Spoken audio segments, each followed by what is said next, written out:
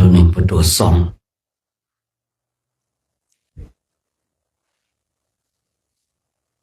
สวัสดีช่วงเช้าของวันนี้นะวันนี้รู้สึกหนาวผิดปกตินะน่าจะหนาวกว่าทุกวันเลยก็ว่าได้นะองศาก็เพียง16 องศาเองนะแต่ว่ารู้สึกหนาวมากเนาะไงก็ดูหมวกดูเสื้อดูมือถุงเท้าใส่กันประเทศอินเดียก็จะประมาณเนี้ยจะเจอหนาวกว่านี้อีกนะหนาวน้ำค้างครับน้ำค้างก็จะแรงมากเลยมันก็จะยิ่งใครมีกระติกน้ำร้อนก็ได้โอกาสดีนะเพราะว่าจะบรรเทาได้นะครับผมน้ำร้อนนี่จะบรรเทาได้บรรเทาความหนาวได้ที่เราจิบดื่มน้ำอุ่นไปอะไรไปแบบนี้มันก็จะทำให้ร่างกายของเราอบอุ่นได้น้ำร้อนสำคัญมากเลยนะในประเทศอินเดียเนี่ยเพราะว่าที่กล่าวไว้นะครับผมมันไม่มีกระติกน้ำร้อนแบบนี้นะไม่มีคูลเลอร์น้ำร้อนแบบนี้นะแล้วก็ต้มนี่ก็ต้องต้มให้เป็นเวลานี่ที่เคยได้คุยเช้าเย็นกระติกน้ำร้อนไม่มีกระติกน้ำร้อนจอกนี่ก็จะลำบากนิดนึงแต่ถ้าว่าเป็นกระติกน้ำร้อนที่มียี่ห้อหน่อยก็จะดีหน่อยนะก็ดีหน่อยยังก็ฝากไว้เนี่ยเรื่องนี้เพราะว่าพอไปถึงอินเดียแล้วมันหาซื้อยากนะหาซื้อยากเอาของเราพยายามที่ต้องคือดูสิ่งของให้มันคุ้มค่าที่สุดทั้งหลายจะไปอินเดียมันไม่ได้หาซื้อได้แบบนี้นะนี่ซื้อของยังไม่จบเลยรองเท้าซื้อกันตลอดเลยนะซื้อกันอยู่อีกนะคือถ้าไปอินเดียแล้วเนี่ยมันหาซื้อไม่ได้นะครับผมของบางอย่างจะต้องเลือกรองเท้าที่ดีสบงจีวรเนี่ยจะต้องดูนะครับนะถ้ามันเก่าคล่ำคล้าเกินไปนี่ก็ต้องเปลี่ยนแล้วนะเพราะว่าอะไรเพราะว่าคือเราไปเดิน50 กว่าวันเนี่ยมันถูกเสียดสีแล้วถ้านะมันเก่าเนี่ยมันก็จะขาดง่ายนะขาดแล้วหาซื้อไม่ได้นะครับผมหายากเป็นไปอินเดียนี่ต้องเตรียมความพร้อมให้ดีเลยนะถ้าความพร้อมไม่ดีนี่ตัวของเราเองจะลำบากและเป็นคือพูดง่ายๆเนาะเป็นตัวถ่วงของหมู่คณะเลยนะคือแล้วก็การที่เราจะไปที่นู่นเนี่ยบางทีมันถ้ามันไม่พร้อมทีก็ลำบากนะตอนนี้ไม่ได้ห่วงในเรื่องของสุขภาพร่างกายจิตใจแหละนะจิตใจยังห่วงอยู่นะยังไม่เจอบททดสอบด้านจิตใจเลยนะมีแต่ทดสอบทางด้านร่างกายคือกำลังด้านจิตใจยังไม่ได้ทดสอบเลยแต่บางรูปก็โดนไปหงุดหงิดไปโกรธไปแค้นไปอาฆาตไปก็โกรธไปแค้นไปอาฆาตไปกับในเรื่องของคุณนะครับไม่ใช่เรื่องของผมนะในเรื่องของคุณไม่ใช่เรื่องของผมเดินทางมาจนถึงวันนี้นะชีวิตของผมนี่มันเจออุปสรรคเจอเรื่องราวมามากเหลือเกินนะเจอเรื่องพวกนี้มันเป็นเรื่องจิ๊บจ้อยเป็นเรื่องเด็กๆนะครับผมมันเป็นเรื่องปกตินะขนาดนั้นเขาทำคุณใส่อย่างเงี้ยเนาะโอ้ไม่ธรรมดานะครับนะจริงพระเราดีจริงเนี่ยเมตตาก็เมตตาจริงๆนะครับองค์ที่มันสุดก็สุดจริงๆนะที่ไม่มีความกลัวไม่มีหิริไม่มีโอตตัปปะเลยเนี่ยถึงขนาดนั้นนะ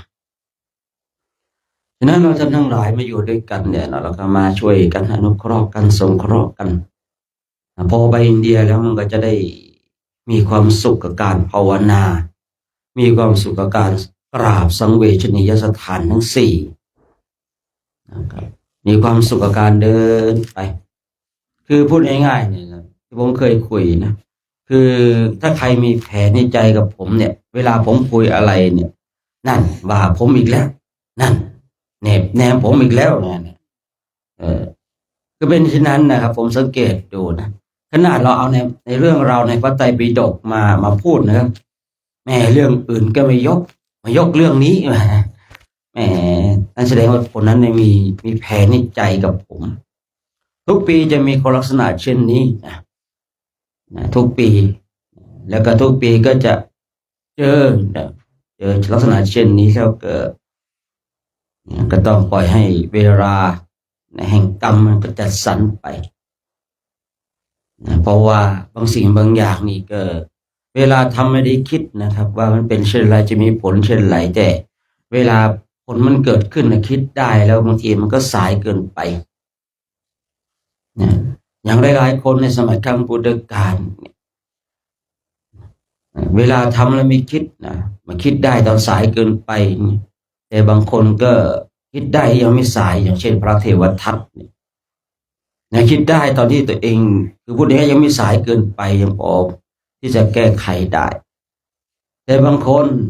ก็ต้องยอมรับผลแห่งกรรมวิบากที่ตนเองได้ทำและต้องรับกรรมนั้นนะเช่นพูดง่ายๆพระจุลบรรทกเนี่ยนะพระจุลบรรทกนี่นะก่อนหน้านั้นเคยเป็นพระที่ฉลาดแต่ดันไปหัวเราะพระผู้เขาเบาปัญญาท่านหนึ่งที่กำลังเรียนอุเทศไปย่อเย้ยเขาโอ้ยแค่นี้ก็ทำท่องไม่ได้นี่นะแค่นี้ก็ท่องไม่ได้ทำให้พระท่านนี้เนี่ยละความเพียรพอท่านละความเพียรปุ๊บเนี่ยด้วยกรรมวิบากตรงนั้นเนี่ยนะทำให้จุลบรรทกเนี่ยเกิดมาแล้วก็เป็นบุคคลที่ฉลาดน้อยนะจุลบรรทกนี่มีพี่ชื่อว่ามหาบรรทกนะมหาบรรทกก็คือเกิดก่อนจุลนี่เกิดที่หลังน้องนะมหานี่ใหญ่เกิดก่อนจุลบรรทกเกิดที่หลังแต่พี่ชายนี่ฉลาดมากเลยนะพี่ชายนี่ฉลาดมากเลยตระกูลดีนะครับผมแต่แม่ดันไปได้กับคนใช้เพราะว่าคนเคยอยู่ร่วมกันนะเนาะแม่ของจุลบรรทกเนี่ยได้สามีเป็นคนใช้คนใช้เนี่ยพาหนี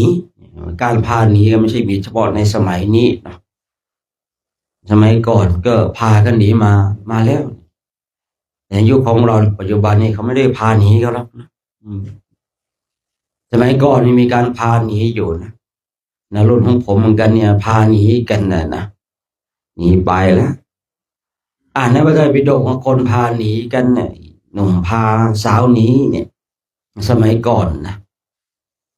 ยุคของผมเองนะผมก็ยังเจออยู่นะพวกเพื่อนผมก็ยังพาลูกสาวเขาหนีกันอยู่นะพ่อตาแม่ยายไม่ชอบอย่างเงี้ยเนาะแต่ลูกสาวชอบเนี่ยพากันหนีบางคนแม่นอนเฝ้าประตูเนี่ยกระโดดออกหน้าต่างเลยนะสมัยก่อนเป็นอย่างนั้นแม้สมัยครั้งพุทธกาลเองก็เหมือนกันแม่ของจุลบรรทกหนีไปกับคนใช้หนีไปแล้วก็ท้องเสร็จก็คลอดมหาบรรทกแล้วก็คลอดจุลบรรทกนะคลอดมหาบรรทกก่อนอันนี้แปลว่าใหญ่นะพี่ใหญ่ไงนะเดี๋ยวนี้ใครเรียกมหาได้ก็ต้องจบปท.3นะถึงจะเรียกมหาหรือว่าใครใช้ยาวมหาการุณิโกนี่พอได้อยู่นะมีเหมือนกันนะเคยเจออยู่ทีนี้เมื่อเติบโตแล้วเนี่ยมหาบรรทกกับจุลบรรทกเติบโตแล้วคนทั้งหลายก็นี่ปู่นี่ย่านี่ตานี่ยายตนเองเนี่ยไม่เห็นมีปู่มีตามียายกับเขาเลยอย่างเงี้ยก็เลยถามแม่เซาซีแม่ก็บอกนู่นตายายคุณหยุดเมืองสาวัตถีนู่นเนี่ยเราจะไปหานะครับเราจะไปหาเมื่อไปหาแล้วเนี่ยมหาบรรทกได้ฟังธรรมแล้วเนี่ยมีความรุ่มใสขอบวชนะผู้เป็นตาก็เป็นผู้ที่สัมมาทิฏฐิคนที่เกิดในตระกูลสัมมาทิฏฐิถือว่าโชคดีมากเลยนะ แต่คนที่เกิดในตระกูลมิจฉาทิฏฐินี่คือพูดง่ายๆว่าน่าสงสารนะถึงแม้ว่าตนเองเนี่ยจะเป็นสัมมาทิฏฐิก็ตาม แต่กรรมวิบากบางอย่างนำพาให้ตนเองไปเกิดในตระกูลที่เป็นมิจฉาทิฏฐิยิ่งถ้าว่าปู่ย่าตายายพ่อแม่เนี่ยเป็นมิจฉาทิฏฐิมีนะครับผมไม่ใช่ว่าไม่มีแต่ตนเองเป็นสัมมาทิฏฐิเนี่ยอย่างนี้ก็มีเหมือนกันไม่ใช่ว่าไม่มีนะเนี่ยมหาบรรทกเองเนี่ยเนาะได้ฟังธรรมในสำนักของพระพุทธเจ้าสำนักของพระพุทธเจ้าคือฟังต่อหน้าพระพักตร์นั่นเองนะมีเกิดความเริ่มใสในขออนุญาตตาบวชตาก็ให้บวชตาได้ชอบใจนะแต่ใจลึกๆของตานี่ก็คือแบบพูดง่ายๆว่าเมื่อเห็นมหาบรรทกกับจุลบรรทกนี่ก็พอเห็นหลานปุ๊บเนี่ยความรักหลานมันก็มีนะครับผมแต่ใจนี่ก็แค้นนี่คนใช้พาลูกสาวตนเองหนีนะเวลาคนอื่นเขาถามว่าอ้าวนี่ลูกใครเนี่ยนี่หลานใครเนี่ยไอ้ฝ่ายตาก็ต้องโกหกจำเป็นต้องโกหกเพราะว่าลึกๆยังแค้นอยู่ลึกๆนี่ยังไม่ชอบใจอยู่แต่ว่าด้วยความรักในสายเลือดแต่ว่าสายเลือดเนี่ยเลือดเนี่ยมันข้นกว่าน้ำถูกต้องแล้วท่านทั้งหลายคำพูดนี้นะว่าเลือดนี่มันข้นกว่าน้ำแต่ว่าอย่าเห็นขี้ดีกว่าไส้เนี่ยที่เขาเคยคุยในคำโบราณเนี่ยถูกต้องแล้วเนี่ยถึงแม้ว่าจะไม่ชอบแม่แต่สายเลือดเนี่ยมันยังฝังอยู่ในใจอะเนาะ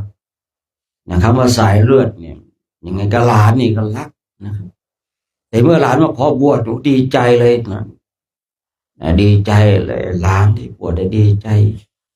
มหาบรรทกนั้นมีบุญวาสนาดีนะบวชไม่นานก็ได้บรรลุเป็นพระอรหันต์จุลบรรทกนั้นอยากจะบวชนะเห็นพี่ชายแล้วบวชบ้างบวชแล้วก็พี่ชายก็ให้ท่องอยู่อย่างนั้นท่องบท1 บาท 1ได้หน้าลืมล้างได้ล้างลืมหน้าประมาณนั้นนะท่องไปก็ไม่ได้จนพี่ชายไล่ศึกนะครับเนี่ยพี่ชายเป็นพระอรหันต์นะแต่ว่าคือบางทีที่ผมเคยคุยกับพระอรหันต์เนี่ยก็ไม่ใช่เก่งทุกเรื่องแต่ท่านเก่งในการทำลายอาสวะกิเลสบางรูปก็แสดงธรรมไม่ได้เลยนะแต่พูดคุยได้นะพูดคุยเช่นในเรื่องของรูปเวทนาสัญญาสังขารวิญญาณไม่เที่ยงเป็นทุกข์เป็นอนัตตาเนี่ยอันนี้พูดคุยสนทนากันได้แต่ได้ไปแสดงนี่ไม่ได้พระอรหันต์นะครับผมคือคุยได้บอกได้แต่ให้แสดงไม่ได้นะเราอย่าคิดว่าพระอรหันต์เนี่ยนะต้องแสดงธรรมเป็นทุกรูปต้องมีฤทธิ์ทุกรูปเนี่ยไม่ใช่นะถ้าเราบุคคลใดบุคคลหนึ่งมีความคิดเช่นนี้มิจฉาทิฏฐิเกิดขึ้นนะคือความคิดเนี่ยความเห็นผิดมันเกิดขึ้นมิจฉาทิฏฐิเกิดขึ้นแล้วที่ผมนึงคุยเมื่อวานเอาไว้มิจฉาทิฏฐิเนี่ยมันเรื่องละเอียดอ่อนมากเลยนะนี่เขากล่าวโดยธรรมโดยวินัยแต่เราไปเห็นผิดเนี่ยนี่มิจฉาทิฏฐินะแต่เขากล่าวโดยธรรมโดยวินัยเขากล่าวด้วยความเมตตาแต่เราเนี่ยตีความหมายผิดเนี่ยมิจฉาทิฏฐิเกิดขึ้นแล้วนะไม่ใช่โอ้ยฉันบวชแล้วฉันเป็นสัมมาทิฏฐิไม่ใช่นะแต่ถามว่าถูกไหมมันก็ถูกแต่ถูกไม่หมดบางคนเนี่ยวัดกันที่ว่าฉันบวชแล้วเนี่ยฉันบวชในพุทธศาสนาแล้วฉันเป็นผู้มีสัมมาทิฏฐิแล้วเนี่ยถามว่าการบวชเนี่ยขึ้นชื่อว่าเป็นสัมมาทิฏฐิไหมใช่ถูกต้องแต่ความคิดล่ะความคิดของเราเป็นสัมมาทิฏฐิหรือเปล่าล่ะแล้วความคิดของเราเนี่ยเป็นสัมมาทิฏฐิตลอดหรือเปล่านี่นะคือสำคัญเลยนะเมื่อใดก็ตามอันนี้นะข้อสำคัญเลยจุดคลายแม็ดเลยเมื่อใดก็ตามถ้าจิตของเราเนี่ยมันยังมีความเห็นผิดเนี่ยยังเห็นผิดอยู่นะมิจฉาทิฏฐิเกิดขึ้นเนี่ยไอ้คำว่าสัมมาทิฏฐิมันไม่เต็มร้อยสัมมาทิฏฐิจะเต็มร้อยได้นั้นจิตนะต้องไม่เหลียวต้องไม่คิดต้องไม่นึกในเรื่องของมิจฉาทิฏฐิคือความเห็นผิดเลย นี่เขาเรียกว่าสัมมาทิฏฐิเต็มร้อยที่เราไม่ได้บรรลุธรรมกันเนี่ยเพราะว่า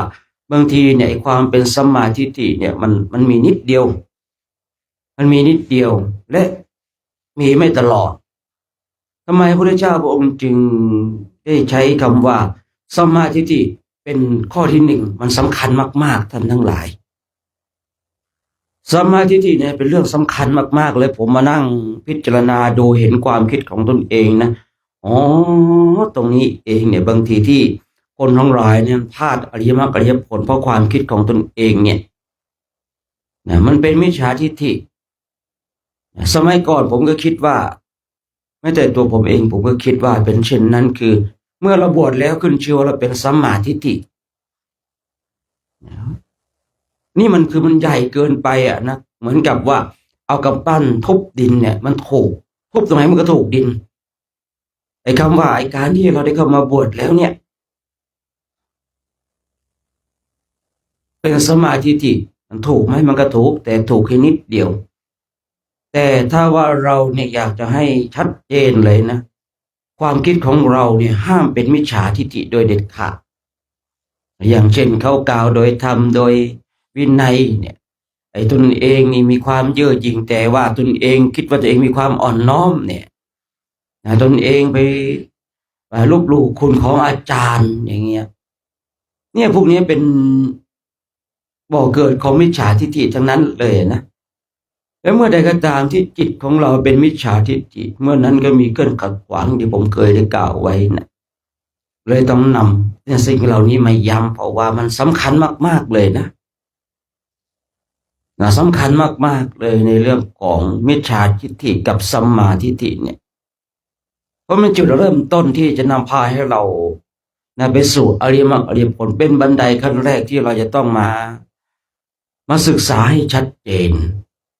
ถ้าเราศึกษาไม่ชัดเจนนะมีแต่ความคิดอย่างที่ผมเคยบอกว่าเพียงแต่บวชแล้วก็เป็นสัมมาทิฏฐิแล้วเนี่ยแค่ความคิดตรงนี้เองเนี่ยมันก็ก่อให้เกิดเราเป็นมิจฉาทิฏฐิแล้วอะมันละเอียดมากมันลึกซึ้งมากเลยนะไอ้คำว่ามิจฉาทิฏฐิเนี่ยพอเราเจาะลึกลงไปโอ้โหนั่งดูจิตโอ้จิตนี่มันเป็นมิจฉาทิฏฐิมากกว่าสัมมาทิฏฐิอีกอะกายนี้เนี่ยอาจจะเป็นสัมมาทิฏฐิในว่ากายนะหรือบวชความการที่เราได้เข้ามาบวชเป็นพระเนี่ยกายเนี่ยอยู่ในสัมมาทิฏฐิแต่ใจของเรานี่บางทีมันเห็นเนาะนั่งดูมันก็เห็นโอ้ยมิจฉาทิฏฐิมันเยอะเหลือเกินในจิตในใจของเราเนี่ยถึงว่าแล้วทำไมปฏิบัติธรรมกรรมฐานอย่างจริงจังแล้วไม่ได้บรรลุธรรมเพราะจิตมันเป็นมิจฉาทิฏฐินี่เองอ่ะเนี่ยคนเราปฏิบัติธรรมกรรมฐานเอาเป็นเอาตายนั่งแบบจริงจังเลยแต่ก็ไม่ได้บรรลุธรรมเพราะอะไรบางทีไอ้ความคิดที่เป็นมิจฉาทิฏฐินี่แหละมันเป็นเครื่องขัดขวางฉะนั้นย้อนกลับมาที่ว่าอย่าคิดว่าพระอรหันต์ต้องแสดงธรรมได้ทุกรูปแต่พระอรหันต์เนี่ยคือสามารถพูดคุยได้เข้าใจในเรื่อง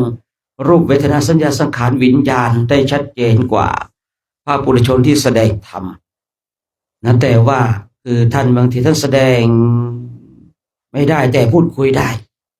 ก็ต้องเข้าใจคำว่าแสดงกับการพูดคุยนะสองคำนี้ต้องแยกให้ออกระหว่างที่แสดงกับการพูดคุยคือ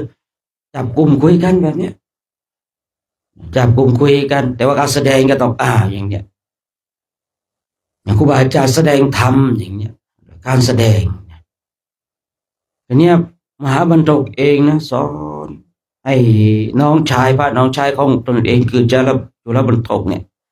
ท่องอย่างนั้นก็ท่องไม่ได้หน้าลืมหลังได้หลังลืมหน้าพี่ชายไล่ศึกเลยนะไล่ศึกเลยแต่โชคดีนะพระพุทธเจ้าเห็นนั่ง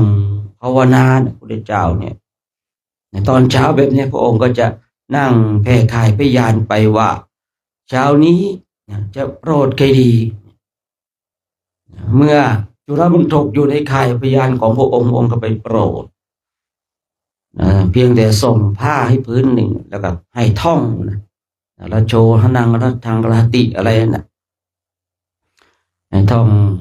ท่องไปท่องไปท่องไปขยำผ้าไปท่องไปขยำผ้าไปขยำผ้าไปท่องไปผ้าจากขาวๆขยำไปขยำมาดำน้อมไปนะน้อมกำหาในกายในจิตขององค์ตัวเองที่ผมเคยพูดว่าโอปนัญญิโกนี่น้อมเข้ามาน้อมเข้ามาท่านทั้งหลายน้อมเข้ามาปุ๊บโอ้โหพอน้อมปุ๊บวิปัสสนาญาณเกิดขึ้นเลยน้อมมาเมื่อใดวิปัสสนาญาณเกิดขึ้นมานั้นพระพุทธเจ้าถูกต้องแล้วสุรบรรทกเป็นรัศมีถึงแม้ว่าจะนั่งในวัดก็ตามนั่งในเรือนของเศรษฐีเนี่ยเศรษฐีนิมนต์นั่นแหละนะแต่ว่าพระองค์ก็นั่งกายนั่งอยู่ที่บ้านของเศรษฐีแต่ใจนี่ก็คือตามดู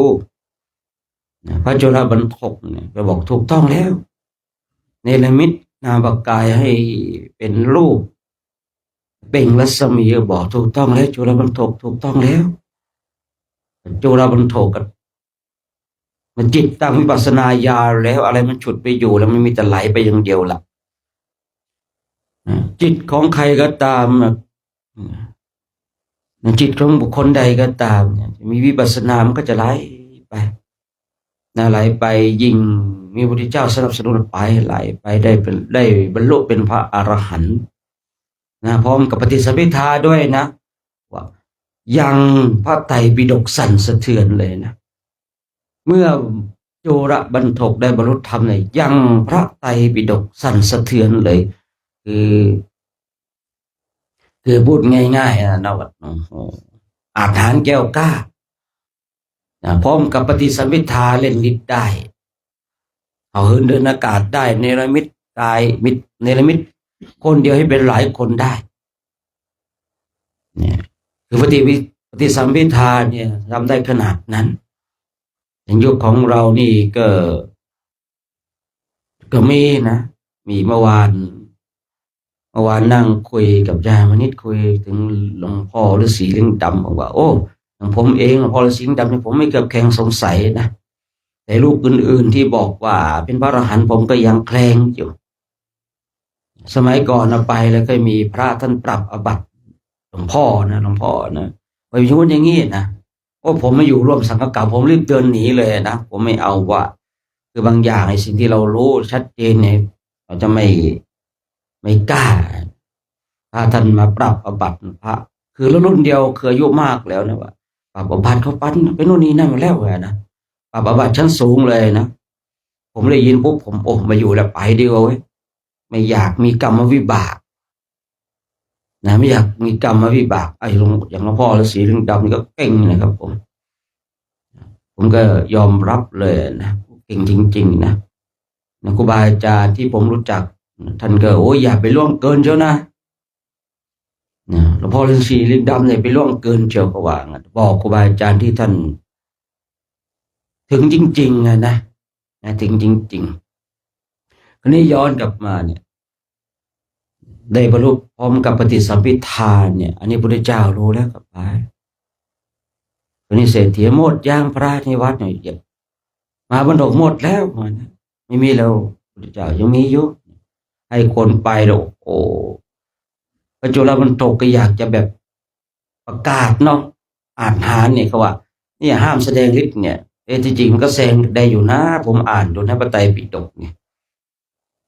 ถึงแม้ว่าจะเป็นชั้นอัตถกถาก็ตามแต่ชั้นอัตถกถาในสมัยก่อนมันก็ไม่ได้มั่วเหมือนกับสมัยนี้นะสมัยนี้ก็มั่วเยอะมากอัตถกถาก็เหมือนเนี่ยผมคุยเนี่ยเรียกว่าอัตถกถานะแต่ช่วงหลังนี่อัตถกถาเนี่ยมั่วมากแต่ในสมัยก่อนเขาไม่ได้มั่วเขาชัดเจนนะชัดเจนไปแล้วพระจุลบรรทกเนี่ยนิรมิตกายเนี่ยเยอะเหลือเกินคนใช้ไปเห็นโอ้โหพระเต็มวัดเลยแต่ว่ามีแค่รูปเดียวเนี่ยกลับมาบอกว่าพระเต็มวัดเลยเนี่ยก็บอกว่าให้ถามหาชื่อว่าพระจุลบรรทกอะไรนะคนใช้กับไปพระพุทธเจ้ารูปใดชื่อจุลบรรทก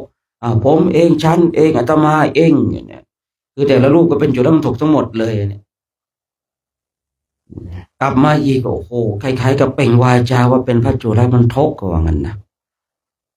ก็เลยบอกพระเจ้าแล้วเนี่ยถ้ารูปไหนก่อนว่าเป็นจุลบรรทกจับมือดึงมาเลยวันนั้นที่ทำเช่นเนี้ยคือเหมือนจะประกาศว่า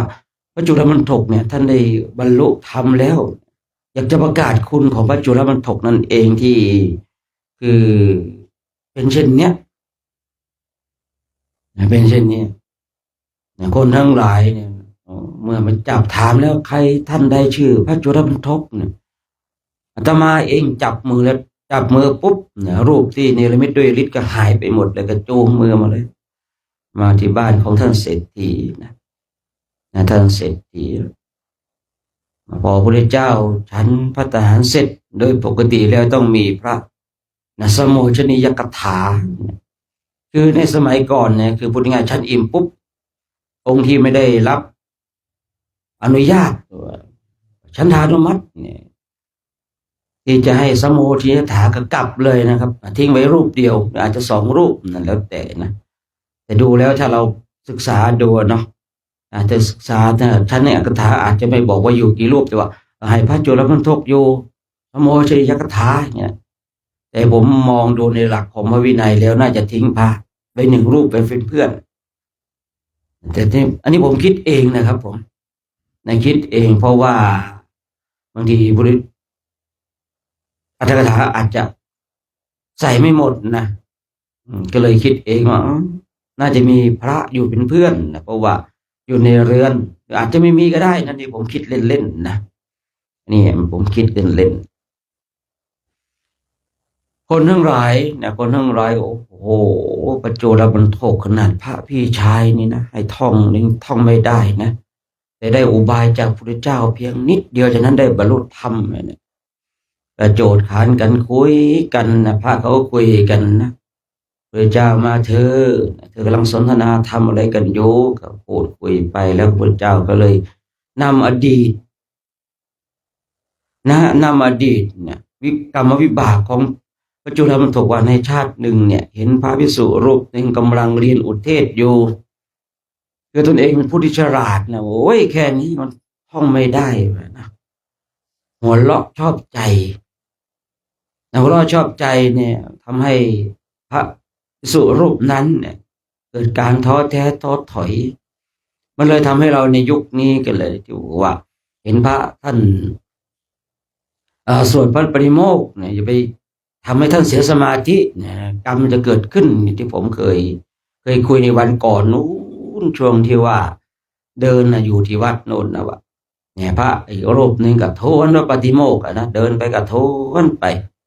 วันหนึ่งก็ไม่เท่าไร2 วันก็ไม่เท่าไร3 วันเนี่ยเพื่อนเริ่มหงุดหงิดแล้วนะบอกท่านโทนเบาๆหน่อยได้ไหมอ้าวท่านเนี่ยบาปนะเนี่ยคนกำลังโทนว่าปฏิโมกข์เนี่ยโยนนรกให้อีกไงนะดีโอเคโยนนรกเนาะเนี่ยบางทีเนี่ยคนองค์ทนว่าปฏิโมกข์ก็ต้องรู้การรู้เวลานะครับนะรู้การรู้เวลาคือเราทำสิ่งใดก็ตามอยู่กับหมู่คณะเนี่ยเราต้องรู้การรู้เวลาต้องเข้าใจในบริบทในการเป็นอยู่ถ้าเราไม่รู้จักการไม่รู้จักเวลาเนี่ยบางทีเนี่ยเรานั่นแหละเป็นผู้ที่พลาดโอกาสอยู่กับหมู่คณะเนี่ยเราต้องรู้การมันยังไงอย่างเงี้ยปกติเนี่ยผมก็จะชอบเปิดธรรมะฟังทั้งคืนน่ะอยู่ที่กุฏินะวันไหนจะนอนไกลๆหมู่คณะนอนใกล้จามิตรมันทันแล้วจามิตรเขาพอหลับแล้วหูก็ตึงเขาไม่ค่อยได้ยินนะแต่ถ้านอนใกล้คนอื่นนะบางทีก็กลัวเขาจะรำคาญเลยบางทีผมก็ใส่สายหูฟังบ้างใส่สโมทอกบ้างนะว่าหลับในกับธรรมะยังดีกว่าหลับกับสิ่งอื่นเนี่ยนะนี่ก็เปิดฟังไปต้องรู้จักการต้องรู้จักเวลาอยู่กับหมู่คณะนะครับนะถ้าเราไม่รู้จักการไม่รู้จักเวลาไม่รู้จักการวางตัวเนี่ยเรานั่นแหละจะลำบากก็จะเป็นที่รังเกียจของหมู่คณะไปเนี่ยคือท่านนี้เองเนี่ยคือการทนว่าปฏิโมกข์ดีไหมดีมากๆท่านทั้งหลาย การทรงพระปฏิโมกข์ดีไหมดีมากๆเลยแต่ไม่ดีตรงไหนนะไม่รู้จักการไม่รู้จักเวลานะผมเองนะบางทีเราคือมันมีประสบการณ์แห่งชีวิตมากเนาะบางทีกันไปปฏิบัติกันลูกเลี้ยงท่านชอบสวดมนต์นะตี 3ตี 4ท่านก็ลุกมาสวดมนต์แล้วแต่ไม่ได้สวดเบาๆเลยนะโอ้เป่งซะดังเลยครับยิ่งถ้าอยู่ในป่าเนี่ยมันดังมากๆเลยนะแล้วก็สวดจากวันที่ 1วันที่ 2ที่ 3ที่ 4ที่ 5หลายวันเข้าเพื่อนที่เขาชอบภาวนานั่งสงบเนี่ยเริ่มไม่ชอบแล้วเรื่องรังเกียจแล้วไม่ใช่ว่าการสวดมนต์ไม่ดีนะการสวดมนต์ดีการทวนพระปฏิโมกข์ดีครับแต่สิ่งที่ไม่ดีคืออะไรคือไม่รู้จักการนะไม่รู้จักเวลานะสิ่งที่ไม่ดีคือเนี่ยไม่รู้จักการไม่รู้จักเวลาถ้าเราจะสวดมนต์บางทีนะอยู่กับหมู่คณะคือเช่นเราไปอยู่ในสถานที่ใดสถานที่หนึ่งเขาภาวนากันดีเราจะไปสวดมนต์เป่าดังลั่นนะถามว่าสวดมนต์ดีไหมดีครับแต่มันไม่ใช่การไม่ใช่เวลาที่เราต้องสวดดังถึงขนาดนั้นถ้าเราปฏิปทาชอบสวดมนต์แล้วก็สวดเบาๆให้เราได้ยินสวดในใจบางทีมันก็ไม่สะใจเนาะแต่ถ้าสวดแล้วพอเราได้ยินคนเดียวนี่อย่างนี้ก็โอครับผมในอย่างนี้ก็โอยังบอกว่าการที่เราทวนมนต์ก็ดีสวดมนต์ก็ดีทวนพระปฏิโมกข์ก็ดีท่านทั้งหลายดีแต่ไม่ดีคือไม่รู้จักการพระรูปเนี้ยท่านเนี้ยเดินมาก็ทวนพระปฏิโมกข์เนี่ยเนาะทวนไปเพื่อนก็อยากจะเดินบางทีบางรูปนะบางปีเดินไปก็ชวนเพื่อนคุยปีนี้ดีนะไม่ค่อยได้ยินเสียงนะเสียงคุยกันนะผมได้ยินเสียงคุยกันผมจะจ้ำอย่างเดียวเลยนะในปีนี้ไม่ค่อยได้ยินเสียงผมเลยไม่ค่อยได้จ้ำเดินจำแบบไวๆเท่าไหร่เพราะอะไรที่เดินไวเร็วเพราะอะไรเขาจะได้ไม่มีเวลาคุยพอคุยไปเนี่ยมันเหนื่อยดิลมออกปากมากมันเหนื่อยเรารู้นี่นะครับวันไหนถ้าผมเดินเร็วๆนะแสดงว่าได้ยินเสียงคุยกันทางหลังสมัยก่อนนะเขาก็จะรู้เลยนะ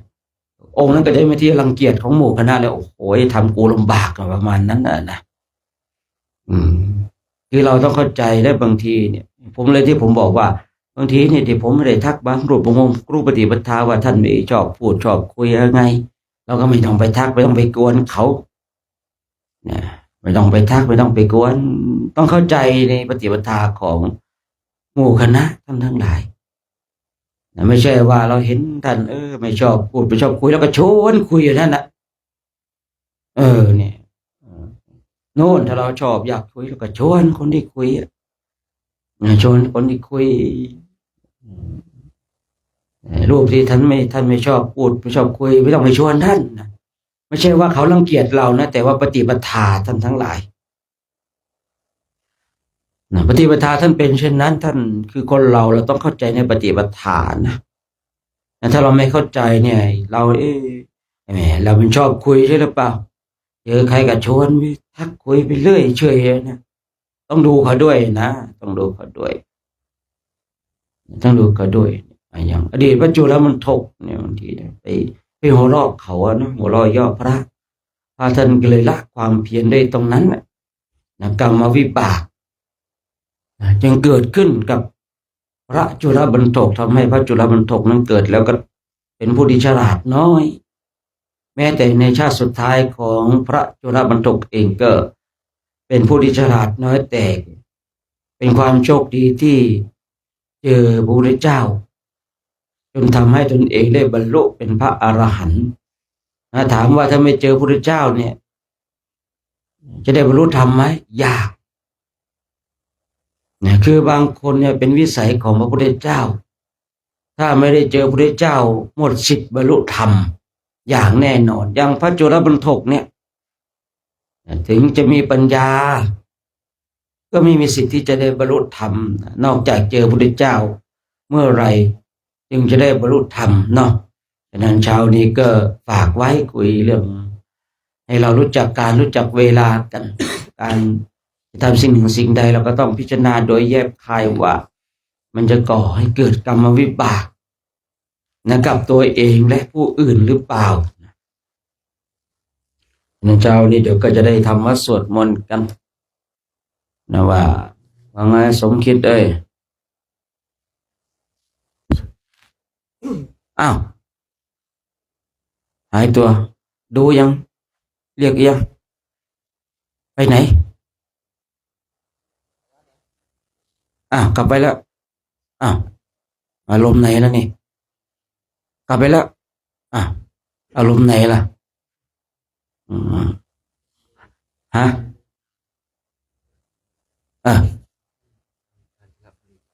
อ๋ออารมณ์ไหนไม่รู้เนาะอืมอืมเนี่ยสำนักนี้ก็จะเป็นแบบนี้แล้วครับผมเนี่ยสำนักนี้ก็จะเป็นแบบเนี้ยนะนึกว่าจะมานึกจะไปก็ไปครับเป็นทั้งสำนักเลยนะเพราะว่าเขาส่งมาที่นี่หลายรอบแล้วนะก็เป็นแบบนี้แหละครับนะเราเดาใจไม่ถูกนะถ้ามาจากสำนักเนี่ยอย่าไปต้องเดาใจเขาครับผมแล้วแต่อารมณ์เขาถ้ามาจากสำนักนี้นะมาจากวัดนี้นะรู้เลยครับผมถ้ามาจากวัดที่สำนักนี้นะก็จะลักษณะอย่างเนี้ยอืมก็แล้วจะเป็นเหมือนกันอย่างนี้ตลอดนะเพราะเขาส่งมาที่นี่หลายๆครั้งแล้วนะก็จะเป็นแบบเนี้ยสำนักในวัดนี้นะครับน่าจะเป็นแบบเนี้ยอ่าน้องตาเอ้ยนะครบเนาะตัวเต้เอ้ยครบของสินนะครบเนาะครบเดี๋ยวเราทำวัดสวดมนต์กันนะทำวัดสวดมนต์กันอาจารย์นั่นเลยจะได้นำพาทำวัดสวดมนต์กันนะ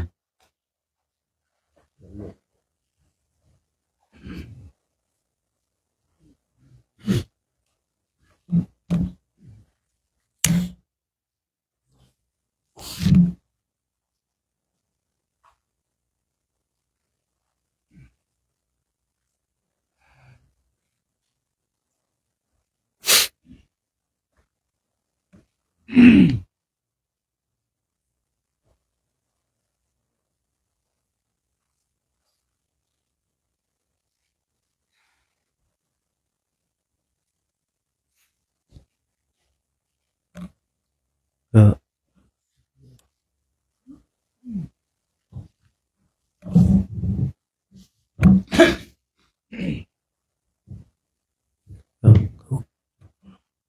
ทุกข้าพนมมือขึ้นกับขอโอกาสให้ทุกเสียในการทำวัดเช้าวันนี้ก็พร้อมกันแล้วกราบกราบกราบ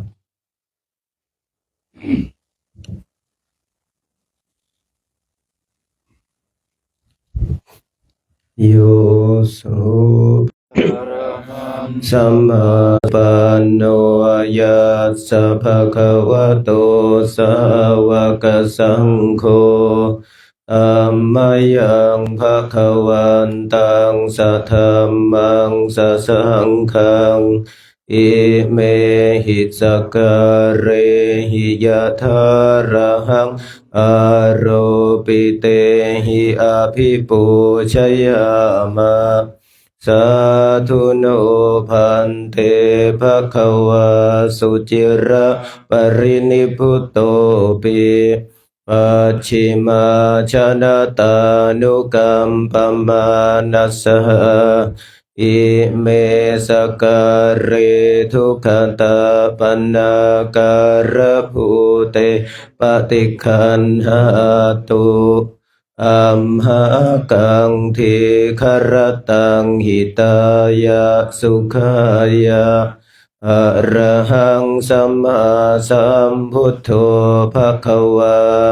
พุทธังภคะวันตังอภิวาเทมิกราบสวากขาโตภควตาธัมโมธัมมังนามัสสามิกราบสุปฏิปันโนภะคะวะโตสาวกสังโฆสังฆังนะมามิกราบ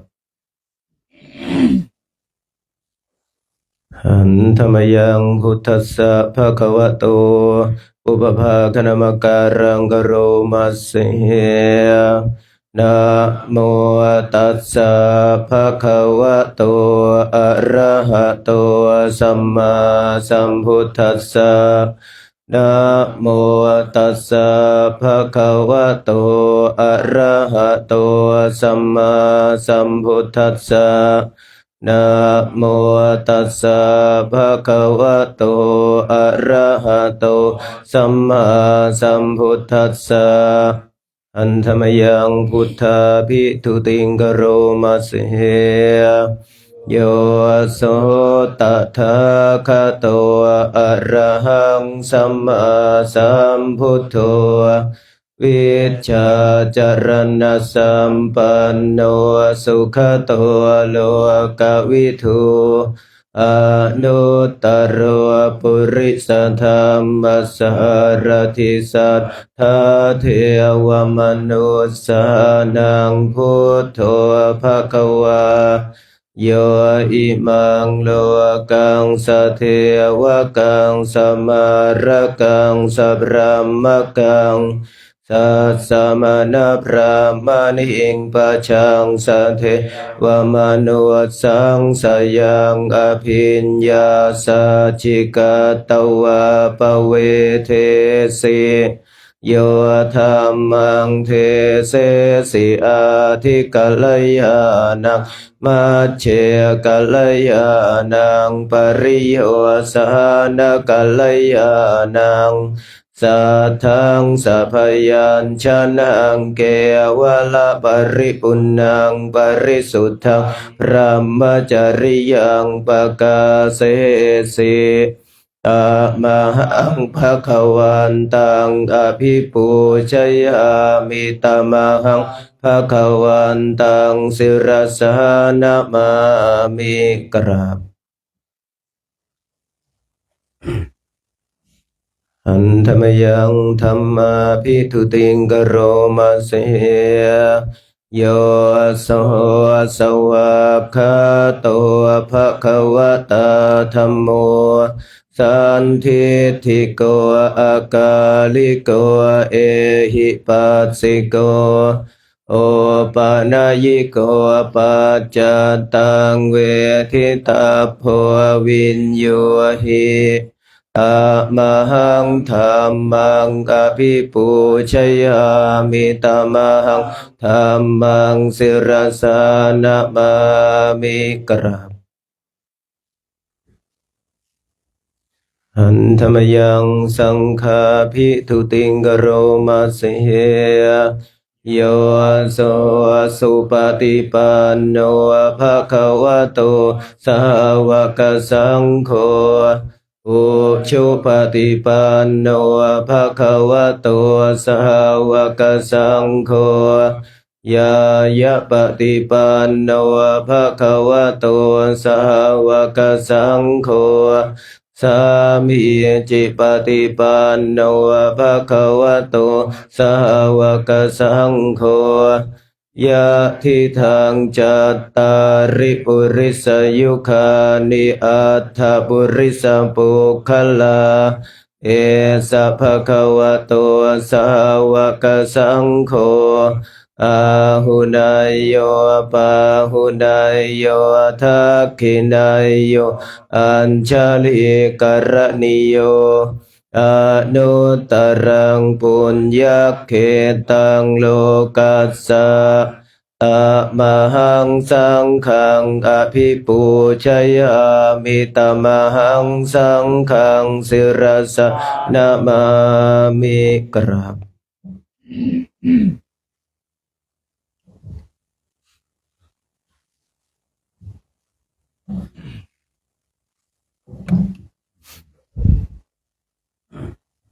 อันธรรมยังรัตนัตยปนามะคาทายโยเจวะสังเวคปริกินตนาปะทัญจาภนามาเสพุทโธสุสุโธกรุณามหันนโว โยจันตสุทธาภรยานโลจโน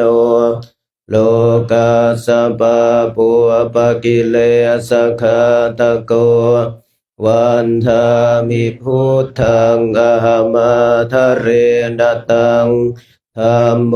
ปะทิปวิยตาสัสสะทุโนโย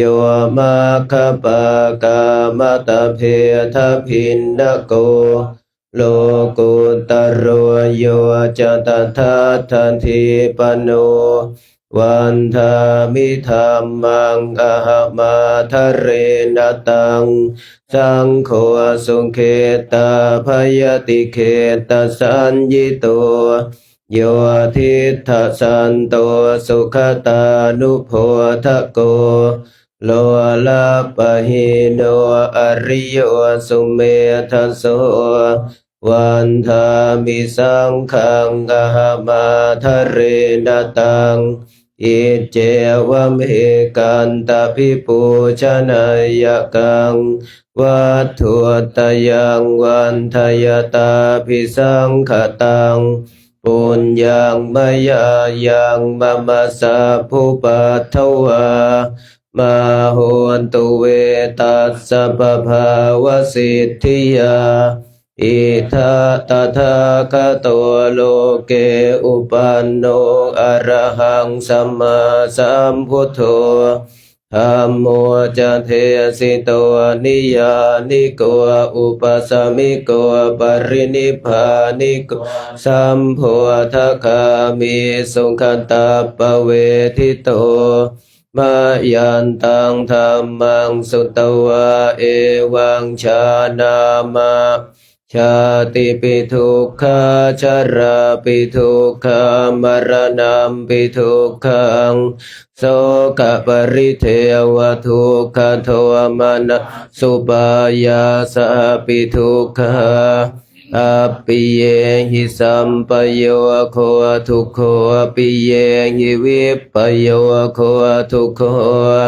ยัมปิชังนาลภติตามปิทุกขังสังคิเตนะปัญจุปาทานขันธาทุกขาสัยยะทิทังรูปุปาทานขันโทเวทนุปาทานขันโทสัญญูปาทานขันโทสังขารูปาทานขันโทวิญญาณุปาทานขันโทเยสังปริญญายะธารมาโนโสภะคะวาเอวังพหุลังสาวะเกวิเนติเอวังภาคาจะปนัสสะภะคะวะโตสาวะเกสุอนุสาสนีพหุลาปวัตตติรูปังอนิจจังเวทนาอนิจจาสัญญาอนิจจาสังขาราอนิจจาวิญญาณังอนิจจังรูปังอนัตตาเวทนาอนัตตาสัญญาอนัตตาสังขาราอนัตตาวิญญาณังอนัตตาสัพเพสังขาราอนิจจาสัพเพธัมมาอนัตตาติเตมยังโอตินามหชาติยาชรามรณเนนะโสเกหิปริเทเวหิทุกเขหิโทมนัสเสหิอุปายาเสหิทุกขตินาทุกขปเรตาอเปวนามิมาสเกวลัสสันทุกขคันทัสสะอันตกิริยาปัญญาเยธาติจิระปรินิพุตัมปิตังภคะวันตังอุทิสอรหันตังสัมมาสัมพุทธังสัทธาอาคารัสสมาอนาคาริยังปัปปชิตาตัสสมิงภควติพรหมจริยังจรามะภิกขุนังสิกขาสาชีวสมาปันนา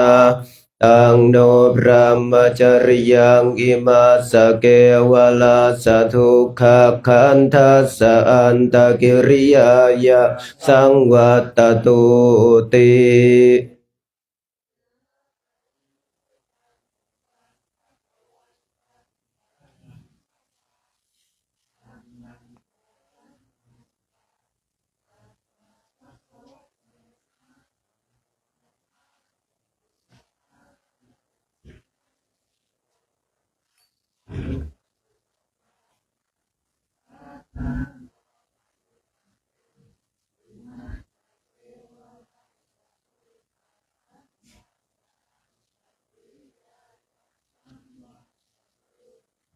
อันธรรมยังตังคณิกปัจเจเวคณาปะทังพนามาเส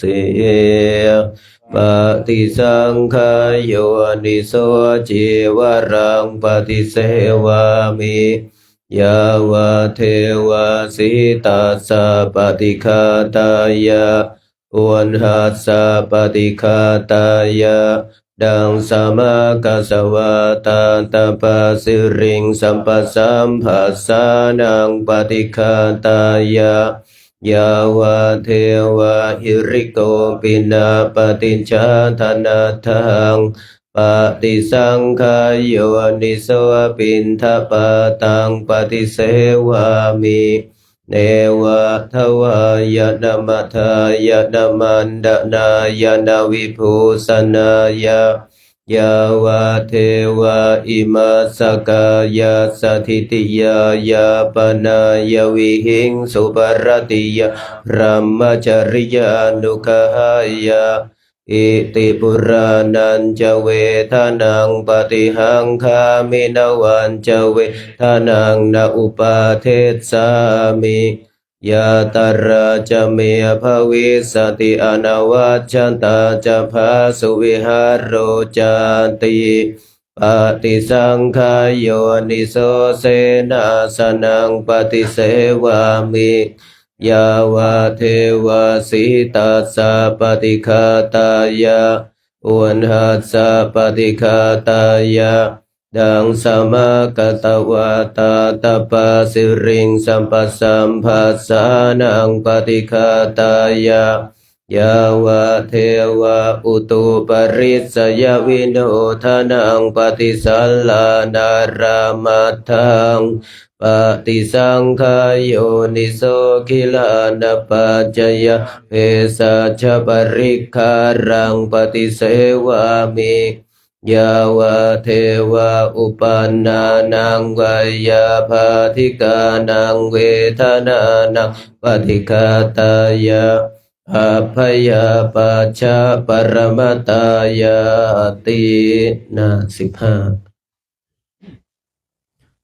อันธรรมยังสารพันเยนะพุทธมังคละคาทายโยพนามาเสสัมพุทโธทิปะทังเสโธนิสินโนเจวามะชิเมกอนทันโยปุพพะเคจาอาคานายเยจักสสะโปสารีปุตโตจะทาคิเนหารติเยอุปาลิจาปัจฉิเมปิจานันโททายาเพจะขวัมปติโมคคัลลาโนจะอุตตะเรอิสาเนปิจาราหุโลอิเมโคมังคัลลาพุทธาสัพเพอิทาปฏิทิตาวันทิตาเตจะอัมเหหิสักการเรหิ จปุชิตาเอเตสังอานุภาเวนะสัพพะโสทิภวันตุโนอิเจวะมาจันตานามาสนายังนามันสมาโนรัตนาตยังยังปุญญาภิสันทังวิปุลังอรหัตถังตัสสะนุภาเวนะหตันตรายโย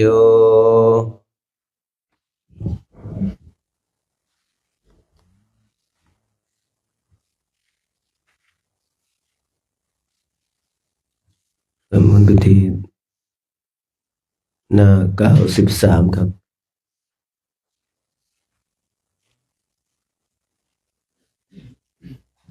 นะโมตัสสะภะคะวะโตอะระหะโตสัมมาสัมพุทธัสสะนะโมตัสสะภะคะวะอะระหะโตสัมมาสัมพุทธัสสะนะโมตัสสะภะคะวะโตอะระหะโตสัมมาสัมพุทธัสสะเอวัมเมสุตังเอกังสมัยภะคะวะภาราณสิยังวิหารติอิสิปตะเนมิคทายภะคะวะปัญจวัคคีย์ภิกขุอามันเตสิรูปังภิกขเวอนัตตารูปัญจหิตภิกขเวอัตตาอภวิสสนยิทังรูปังอาภาทายาสัพวัตยลาเพทะจารูเปเอวังเมรูปังโหตุเอวังรูปังมาอาโหสิติยาสมาจักโคภิกขเวรูปังอนัตตาตัสสมารูปังอาภาทายาสัพวัตตินาจลาภติรูเปเอวังเมรูปังโหตุเอวังเมรูปังมาอาโหสิติเวทนาอนัตตาเวทันจหิทังภิกขเวอัตตาอภวิสสนยิทังเวทนาอาภาทายาวัตยลาเพทะจะเวทนายะเอวังเมเวทนาโหตุเอวังเมเวทันมาอาโหสิติยาสมาจักโคภิกขเวเวทนาอนัตตาเวทนาอาภาทายาสังวัตตินาจลาภติเวทนายะเอวังเมเวทันโหตุเอวังเมเวทนามาอาโหสิติสัญญาอนัตตาสัญญาจหิทังอัตตาอภวิสสนยิทังเวทนายิทังสัญญาอาภาทายาสังวัตยลาเพทะจะสัญญาเอวังเมสัญญาโหตุเอวังเมสัญญามาอาโหสิติยาสมาจักโคภิกขวสัญญาอนัตตาสัสสมาสัญญาอาภาทายาสังวัตตินาจลาภติสัญญายะเอวังเมสัญญา ตุเอวังเมสัญญามาอโหสิติสังขาราอนัตตาสังขารจหิทังภิกขเวอัตตาอภวิสสังสุนัยทังสังขาราอาภาทายสังวัตตายุงลาเพทะจะสังขาเรสุเอวเมสังขาราโหนตุเอวังเมสังขารามาอหิสุนติยาสมาจักภิกขเวสังขาราอนัตตาตัสสมาสังขาราอาภาทายะวัตตันตินาจลาภติสังขาเรสุเอวังเมสังขาราโหนตุเอวเมสังขารามาอหิสุนติวิญญาณังอนัตตาวิญญาณัญจหิทังภิกขอัตตาอภวิสสนยิทังวิญญาณังอาภาทายสังวัตตายลาเพทะจวิญญาณเอวังเมวิญญาณังโหตุเอวังเมวิญญาณอโหสิติยัสสมาจักโคภิกขเววิญญาณังอนัตตาตัสสมาวิญญาณอาภาทายสังวัตตินาจลาภติวิญญาณเอวังเมวิญญาณโหตุเอวังเมวิญญาณังมาอโหสิติตังกิงมัญญาทภิกขเวรูปังนิจจังวาอนิจจังวาติอนิจจังพันเตยัมปนานิจทุกขังวาตังสุขังวาติทุกขังพันเตยัมปนานิจจังทุกขังวิปริณามธัมมังกัลลังนุตังสมานุปัสสิตเอตังมะมะเอโสหะมัสสมิเอโสเมอัตตาติโนเหตังพันตังกิงมัญญาทภิกขเวเวทนานิจจาวาอนิจจาวาติอนิจจาพันเตยัมปันนิจจังทุกขังวาตังสุขังวาติทุกขังพันเตยัมปนานิจจังทุกวิปริณามธัมมังกัลลังนุตังสมานุปัสสิตุงเอตังธรรมาสามิเอโสเมอัตตาติโนเหตังพันเตตังกิงมัญญาทภิกขเวสัญญานิจจาวาอนิจจาวาติอนิจจาพันเตยัมปนานิจจังทุกขังวาสุขังวาติทุกขังพันเตยัมปนานิจจังทุกวิปริณามธัมมังกัลลังนุตังสมานุปัสสิตุงเอตังมะมะเอโสหะมัสสมิเอโสอัตตาติโนเหตังพันเตตังกิงมัญญาทภิกขเวสังขารานิจจาวาอนิจจาวาติอนิจจาพันเตยัมปันนิจจังทุกขังวาตังสุขังวาติทุกขังพันเตยัมปนานิจจังทุกวิปริณามธัมมังกัลลังนุตังสมานุปัสสิตุงเอตังมะมะเอโสหัมสามิเอโสเมอัตตาติโนเหตังพันเตตังกิงมัญญาทภิกขเววิญญาณังนิจจังวาอนิจจังวาติอนิจจังพันเตยัมปนานิจจังทุกวาตังสุขังวาติทุกขังพันเตยัมปนานิจจังทุกวิปริณามธัมมังกัลลังนุตังสมานุปัสสิตุงเอตังมะมะเอโสหะมัสสมิเอโส อัตตาติโนหิตังพันเตตัสสมาติหะภิกขเวยังกินจิรูปอติตานาคตปัจจุปันนังอาชัตตังวาภหิทาโอลาริกังวาสุขุมังวาหินังวาปณิตังยันทุเรสันติเกวาสัพพังรูปังเนตังมะมะเนโสหามาสมินาเมโสอัตตาติ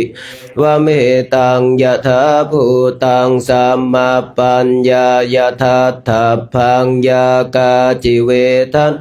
อติตานาคตปัจจุปันนาอัจฉัตตาวาภหิทาวโอลาริกาวาสุขุมาวาหินาวาปณิตาวาสันติเกวาสัพพะเวทนาเนตังมะมะเนโสหามาสมินาเมโสอัตตาติเอวะเมตังยัตภูตังสัมมาปัญญายะทัตถะพังยากาจิสัญญาอติตานาคตปัจจุบันอัจฉัตตาวาภหิทาวาโอลาริกาวาสุขุมาวาหินาวาปณิตาวายาทุเรสันติเกวาสัพพาสันเนตังมะมะเนโสหามาสมินาเมโสอัตตาติเอวะเมตังยะถาภูตังปัญญายะทัพทัพพังเยเกจิสังขาราอติตานาคตปัจจุปันนาอัจฉัตตาวาภหิทาโอลาริกาวาสุขุมาวาหินาวาปณิตาเยทุเรสันติเกวาสัพเพสังขาราเนตังมะมะเนโสหามาสมินาเมอัตตาติเอวะเมตังยะถาภูตังสัมมาปัญญายะทัตถะพังยังกินจิวิญญาณอติตานาคตปัจจุบันนังอัจฉัตตังวาภหิทาวโอลาริกังวาสุขุมังวาหินังวาปณิตังวายันทุเรสันติเกวสัพพังวิญญาณังเนตังมะมะเนโสหามาสมินาเมโสอัตตาติเอวะเมตังยัตสัมมาปัญญายะทัตถะพังเอวังปัสสังภิกขวสุตวะอริยสาวกรูปัสสมิงปินิพพินทติเวทนายาปินิพพินทติสัญญาปินิพพินทติสังขารเรสุปินิพพินทติวิญญาณัสสมิงปินิพพินทตินิพพินวิราชติวิราคาวิมุตจติวิมุตตัสสมิงวิมุตตมิติญาณโหติขีนาชาติวุสิตังพระมจริยกตังกรณียังนาปรังอิทธาตายาติปชานะติติอิธรรมวัวจะภควะอัตตมนาปัญจวัคคียาภิกขุภควโตภาสิตังอภินันทุงอิมาสมิงจะปนวัยยากรณาสมิงพันยมานปัญจวัคคียานังภิกขุนังอนุปาทายะอาสเวหิจิตตานิวิมุตติงสุติ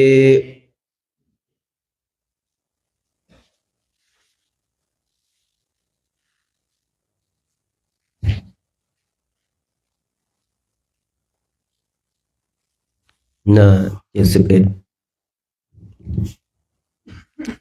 วิปัสสิสนามาทุจักขุมันตาสสิริมัตโตสิกขิสปินามาทุสัพพภูตานุปิโนเวสพุทธนามาทุนาหาตังกาสันตัมปัสสิโนนามาทุกกุสันทัสสมารเสนปมาทิโนโกนาคมนาสนามาทุพรามนาสวุสีมัต ตัสสะปัสสะนะมัตถุวิปมุตตัสสะสัพพทิอังคิรัสสะสะนะมัตถุสักกายปุตตัสสะสิริมัตโยอิมังธัมมะมะเทเสสินสัมภทุกขาปนุทนังเยจาปินิพพุตาโลเกยัตภูตังวิปัสสิสุงเตชนะอภิสุนามหันตาวินตสารทาหิตังเทวมนุสานังยังนามาสันติโคตมะวิชาจารณสัมปันนังมหันตังวินตสารทังวิชาจารณสัมปันนังพุทธังวันธามโคตมันตินะโมเมสัพพพุทธานังอุปันนานังมะสินังตันหังกโรมังหาวิโรเมทังกโรมังหายโสสรนังกโรกหิตวทิปังกโรจุตินทโรโกนทันโยชนะปาโมโคมังคโลปุริสาสัพสุมโนทิโรเรวตวรติวัฒโนโสภิโตคุณสัมปันโนอโนมัทธาสิยตโมปัทุโมโลกัมปัจโชตัวนารัตววรสารเทียปัทุโมตโรสัตตสารโรสุเมโทตติปุคโลสุชาโตสัพพโลกะโคปิยทัสสินราสัพอาทันทาสิการุณิโกธรรมทัสสิตโมนุโทสิทธัตโถอสมโมโลเกติจวัฏตังวโรปุสโสจวรันโทพุทโธวิปัสสิจะอนุปโมสิกขิสัพพหิตวสัทธาเวสสะภัวสุขทายักกกุสันโทสัทธวาโหโกนาคมโนรนันจังกาสัมปวสิริสัมปันโนโคตโมสักกายปุงขโวหน้า31เมตตายาภิกขเวเจโตวิมุตติยาอาเสวิตายาภาวิตายาภาหุตกันตายายานิกันตายาวาทุกันตายาอนุทิตายาปริจินตายาสุสัมมารัตถายานิสังสาปาติกังขากตเมเอกาทัสสะสุขังสุปฏิสุขังปฏิภูชตินาปาปะกังสุปิปัสสติมนุสสานังปิโยโหติอมนุสสานังปิโยโหติ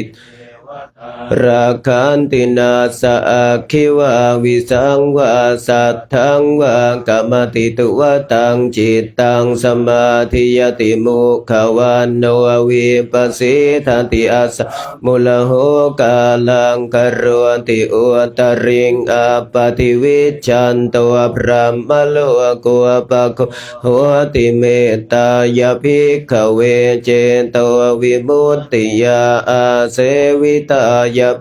วิตายาภาหุลิกันตายายานิกันตายาทุกันตายาอนุทิตายาปริจินตายาสุสมารัตถายาอิเมเอกาทัสนิสังสาปาติกังคาติอิธรรมวะจะภควาอัตตมนาเตภิกขุภควโตภาสิตังอภินันทุนติหน้าที่8กวดน้ำตอนเช้าหันธรรมยังปฏิทานะคาทายุภานามาเสยาเทวตาสันติวิหารวาสินีทุเปคะเรโพธิคะเรตหิงตหิงตาธรรมธาเนนะภวันตุปูชิตาโสทิงกโรนเตทวิหารมันดาเลเทราจมัจจานวกาจะภิกขโวสารามิกาธานปฏิอุปัสสกาขามาจะเทสานิขมาจะอิสราสัปปานภูตาสุขิตาภวันตุเต ชาลาพุชาเยปิจาอันดสัมภวาสังเสทชาตาอัทโวปปาติกานิยานิกังธรรมวรังปฏิจจเตสัพเพปิทุกขาสักการุนตุสังขยังทาตุจิรังสตังธัมโมธัมมัทธราจปุคขลาสังโฆโหตุสมัคโควะอัฏฐายะจะหิตายะจะอัมหิรักขันตุสัทธัมโมสัพเพปิธัมมจาริโนวุทิงสัมปะปุณายามะธัมเมอริยปเวทิเตปัสสันนาโหนตุสัพเพปิปานิโนพุทธัสสะสะเนสัมมาทารังปเวชชันโตกาเลเทโวปวัสสตุวุธิภาวายสัตตานังสมิทังเนตุเมทะนิงมาตาปิตาจะอัตตระชังนิจจังรักขันติพุตตะกังเอวังธัมเมนะราชานุปัจจารักขันตุสัพพทาจบธรรมเช้าแต่เพียงเท่านี้ต่อไปก็เล่าคำอาราธนาพระกรรมฐานพุทธาราธนานังธรรมาราธนานังสังฆาราธนานังอัปปมาโนพุทโธอัปปมาโนธัมโมอัปปมาโนสังโฆนะโมพุทธายะนะโมธัมมายะนะโมสังฆายะพุทโธเมนะโธธัมโมเมนะโธสังโฆเมนะโธพุทธบูชาธัมมบูชาสังฆบูชานิพพานปัจจโยโหตุ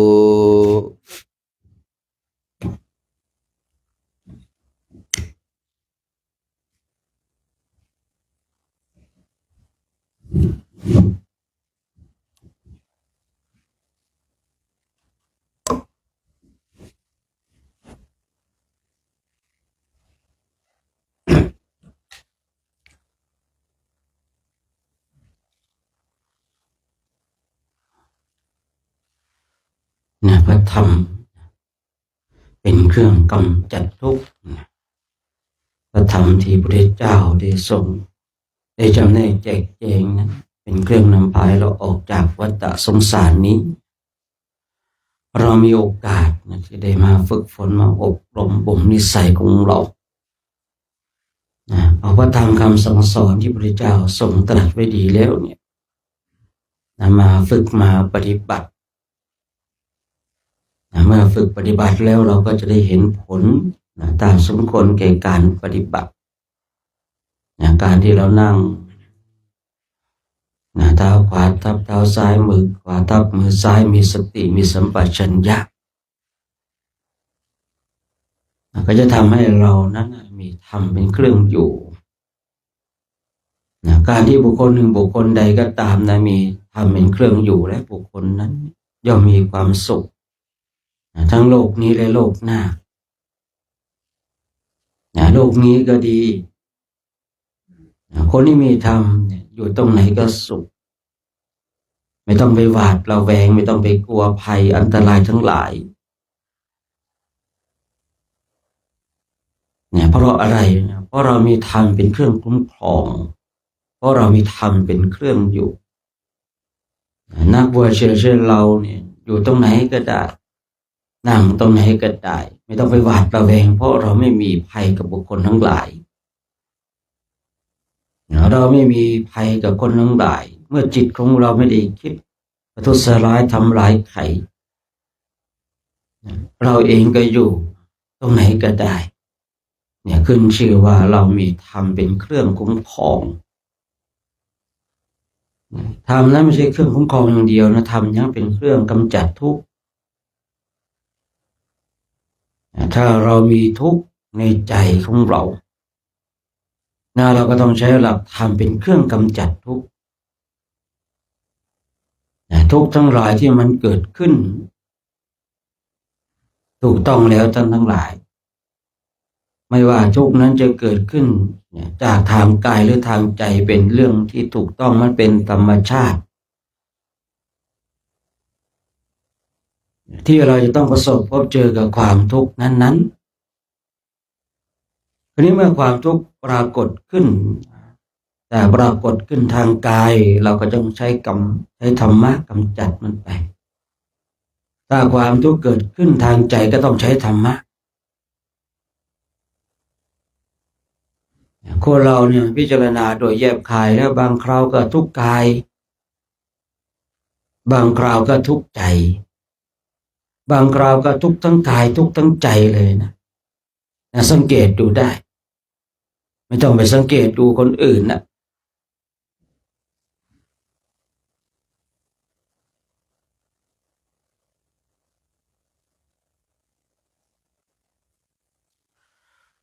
ดูตัวของเราเองนะบางครั้งเนี่ยเราทุกข์กายนะบางครั้งเราก็ทุกข์ใจนะบางคราวเนี่ยทุกข์ทั้งกายทุกข์ทั้งใจเลยมีความทุกข์บีบคั้นอยู่ตลอดเวลาเมื่อเรามีความทุกข์เนี่ยเป็นเครื่องบีบคั้นเราอยู่ตลอดเวลาเนี่ยเราก็ต้องใช้พระธรรมที่พระเจ้าทรงตรัสไว้เป็นเครื่องกำจัดทุกข์เมื่อความทุกข์ทางกายเกิดขึ้น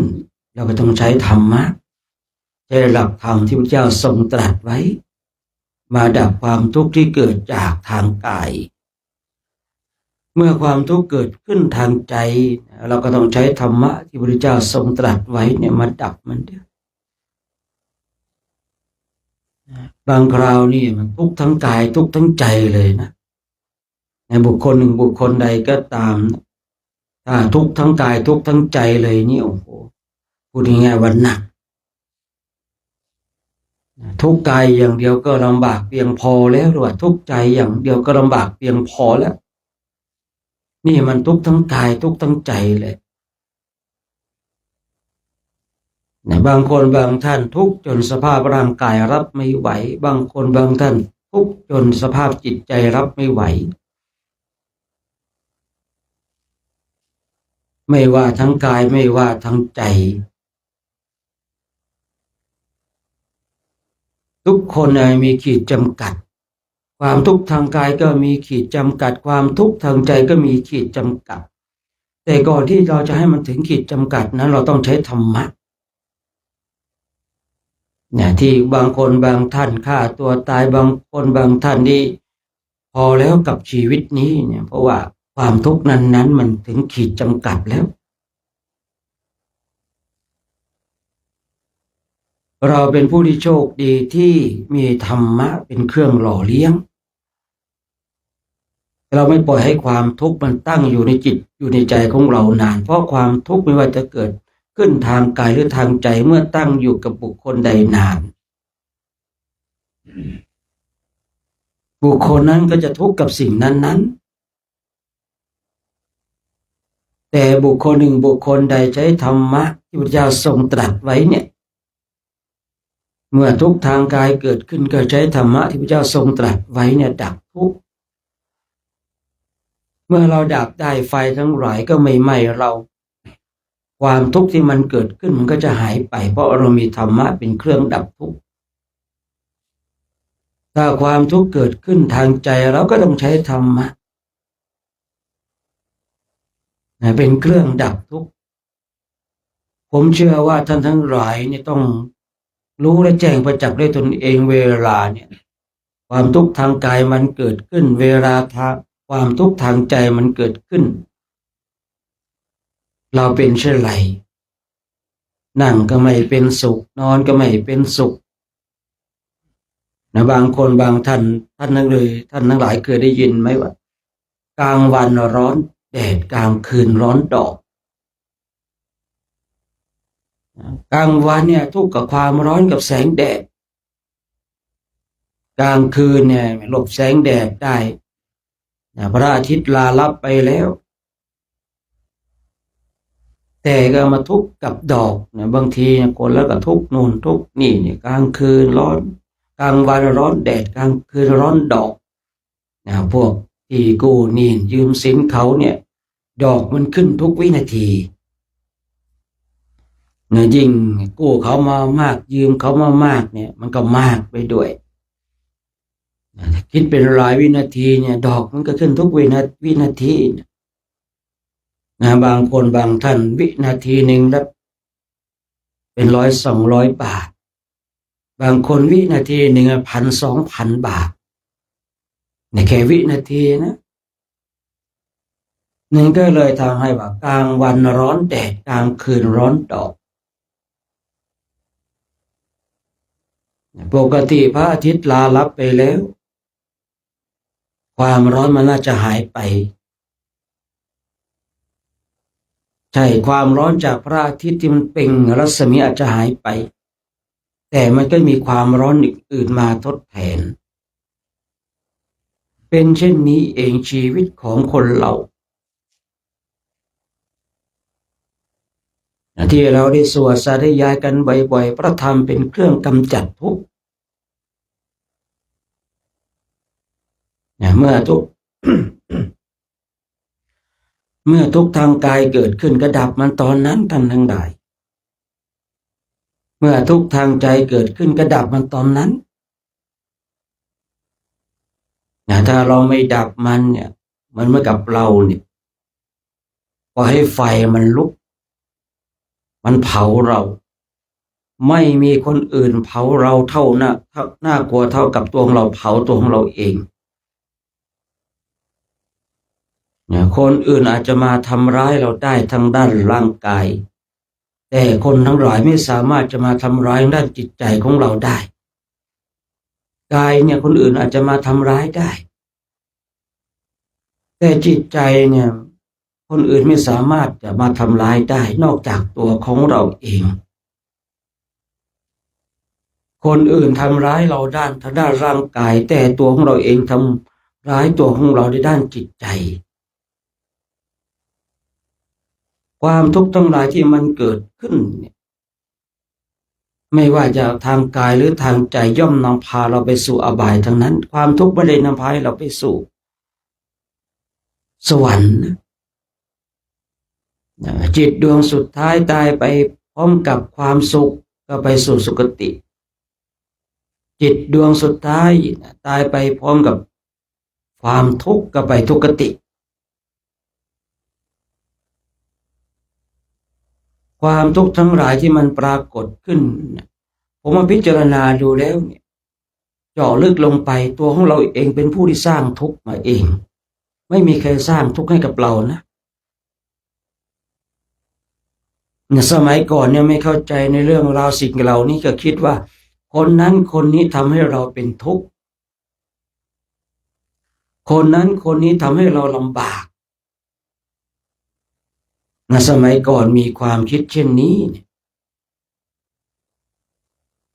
แต่พอมาในยุคหลังเข้าใจแล้วไม่มีใครทำให้เราทุกข์ได้นอกจากตัวของเราเองผมจำได้ผมเคยคุยว่าไม่มีใครสร้างภพสร้างชาติให้กับเราแต่การกระทำของเราเนี่ยเป็นตัวสร้างภพสร้างชาติและการกระทำของเราก็เป็นการตัดภพตัดชาติเหมือนกันคือพูดง่ายๆว่าการกระทำของเราเนี่ยเป็นตัวสร้างภพสร้างชาติและการกระทำของเราเนี่ยก็เป็นตัวตัดภพตัดชาติต้องดูที่การกระทำว่าการกระทำของเราเนี่ย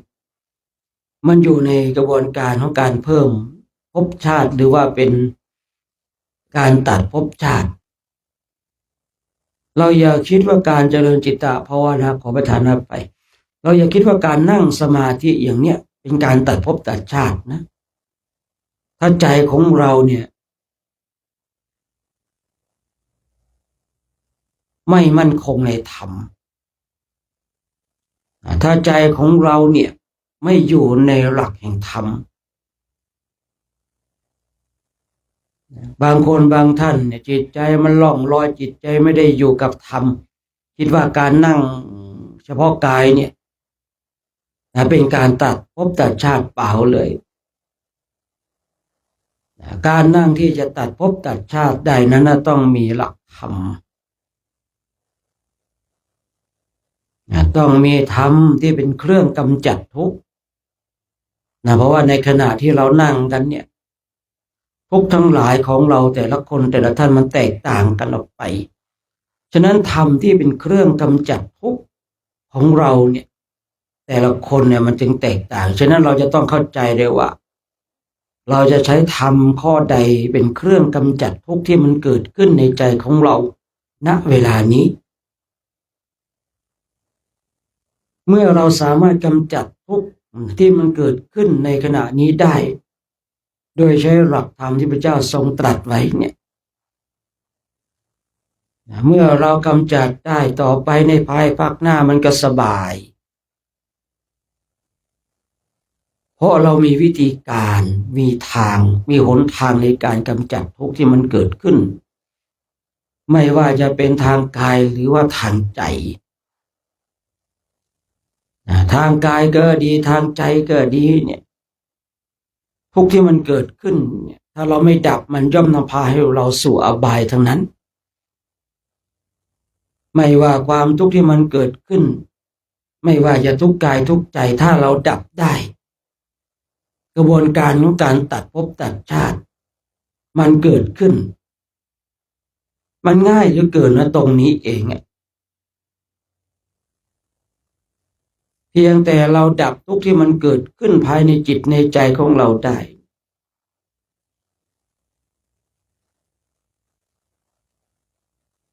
ก็คือชื่อว่าตัดภพตัดชาติแต่ทั้งนี้ทั้งนั้นที่ผมเคยกล่าวไว้ว่าทั้งที่รู้ว่ามันทุกข์แต่เราก็ยังคิดรู้นะว่าคิดแล้วมันทุกข์ก็ยังคิดอยู่รู้นะว่าเมื่อเราปล่อยให้ความทุกข์มันอยู่กับเรานานเราก็ทุกข์นานแต่เราก็ปล่อยให้มันอยู่กับเรานานเหลือเกินทำไมจึงเป็นเช่นนั้นนะเราลองไปพิจารณาดูลองไปนั่งทบทวนอยู่ว่าทั้งที่รู้ว่าทุกข์แต่ทำไมเราจึงปล่อยให้ความทุกข์เข้ามาเบียดเบียนทั้งร่างกายและจิตใจเมื่อเราได้คำตอบตรงจุดนี้เราจะชัดเจนชัดเจนหลายๆสิ่งหลายๆอย่างเลยว่าเรารู้ว่ามันทุกข์อยู่นะผมเนี่ยอันนี้คำพูดของผมเองนะเรามันโง่แท้รู้ว่ามันทุกข์แต่เราก็ปล่อยให้มันทุกข์อยู่ในใจของเราให้ความทุกข์มันมาเผาเราจนเล่าร้อนทั้งที่รู้ว่ามันทุกข์แต่เราก็ปล่อยให้ความทุกข์มันอยู่ในใจของเรามันน่าแปลกเนาะเมื่อท่านทั้งหลายไปหาคำตอบได้เนี่ยว่าทำไมรู้ว่าทุกข์แต่เราจึงยังให้ความทุกข์อยู่ในใจของเราเมื่อเราได้คำตอบเราจะชัดเจนอะไรอีกได้หลายๆอย่างฉะนั้นการฝึกฝนการอบรมการบ่มนิสัยของเราเนี่ยเพื่อกำจัดทุกข์ที่มันเกิดขึ้นในขณะหนึ่งเนี่ยใครทำลายได้เร็วเท่าไหร่บุคคลนั้นก็จะชัดเจนในธรรมมากเท่านั้นมันขึ้นอยู่กับการฝึกฝนขึ้นอยู่กับการอบรมมันขึ้นอยู่กับการภาคเพียรภาวนา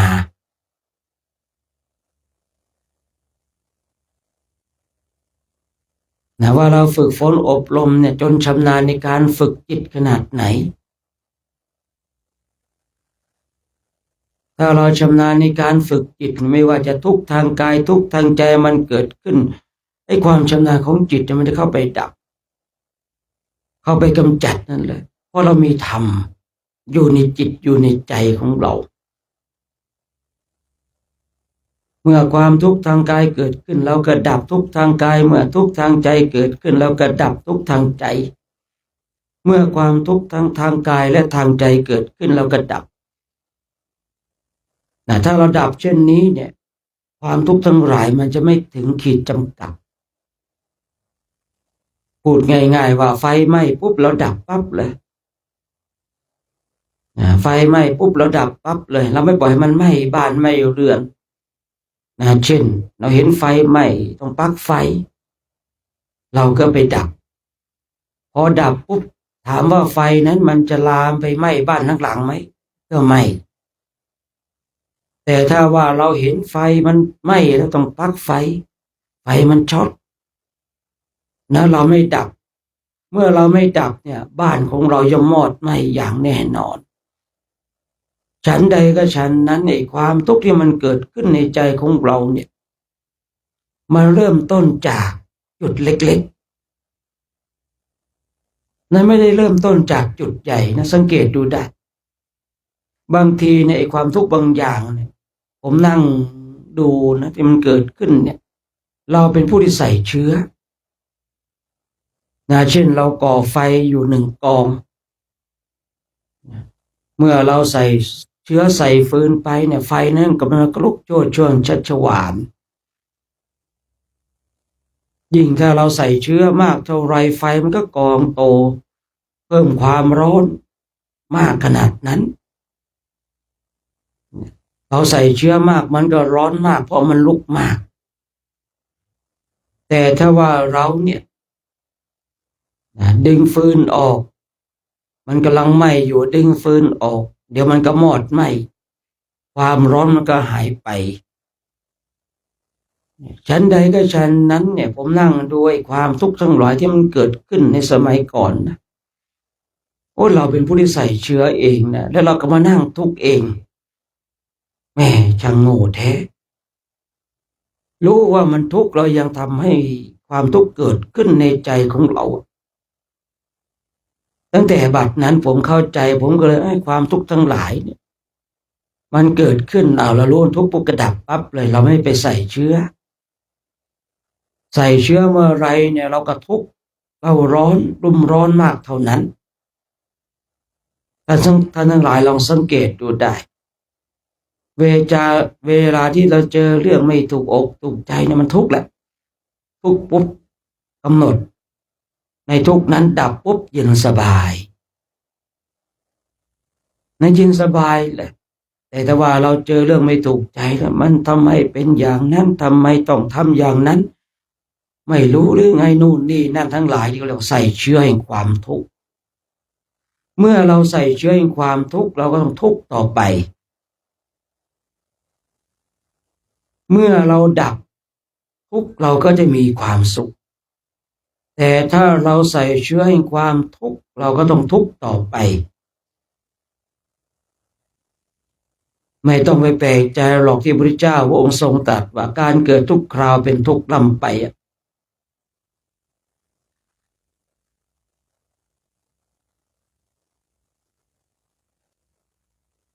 ฉะนั้นเมื่อความทุกข์เกิดขึ้นก็ดับมันเถอะอย่าให้มันถึงขีดจำกัดถ้ามันถึงขีดจำกัดเนี่ยเดี๋ยวมันจะระเบิดเช่นคนเราเนี่ยว่ามีความอดทนเนี่ยอดกั้นนี่ความอดทนอดกั้นของคนเนี่ยบางทีเนี่ยมันอดทนอดกั้นแล้วไม่ปล่อยวางคือคนเราจะอดทนอดกั้นเนี่ยมันต้องปล่อยวางด้วยนะอดทนปุ๊บอดกั้นปุ๊บปล่อยวางดับหายแต่ถ้าอดทนอดกั้นแล้วไม่มีการปล่อยวางนะมันเหมือนกับน้ำที่เขาสร้างเขื่อนน้ำมันก็ไหลมาพอเขื่อนพังเมื่อไหร่เนี่ยเรียกว่าขันแตกกันนะคนที่ขันแตกเพราะอะไรก่อนหน้านั้นเขามีความอดทนแต่เขาไม่รู้จักการปล่อยวางนะเมื่อเขาทนจนขีดจำกัดแล้วเนี่ยเพราะความสะสมอยู่ในใจของเขาเพราะเขาไม่รู้จักการปล่อยวางพอไม่รู้จักการปล่อยวางปุ๊บพอมันแตกขึ้นมาแล้วก็โอ้โหคราวนี้เองที่บอกว่าขันติกลายเป็นขันแตกเมื่อขันติกลายเป็นขันแตกปุ๊บเนี่ยโอ้ที่ว่าตบะแตกแล้วเนี่ยเราเคยได้ยินได้ฟังกันคือทุกสิ่งทุกอย่างเนี่ยเราต้องมาพิจารณาให้มันแยบคายสิ่งที่มันเกิดขึ้นในจิตในใจของเราเนี่ยสิ่งใดที่ก่อให้เกิดทุกข์ก็มันทำลายมันเถอะ นะสิ่งใดที่ก่อให้เกิดสุขนะถ้าเราอยากจะสุขอย่างนั้นต่อเราก็รักษาไว้นะเรารู้จักรักษาความทุกข์แต่เราไม่รู้จักรักษาความสุขหรือนี่คือสาระสำคัญที่เราจะต้องมาทำความเข้าใจนะเรารู้จักรักษาความทุกข์ไม่อยากจะรักษานะไม่อยากจะทุกข์นะคือคำพูดเนี้ยใครก็ตามเนี่ยว่า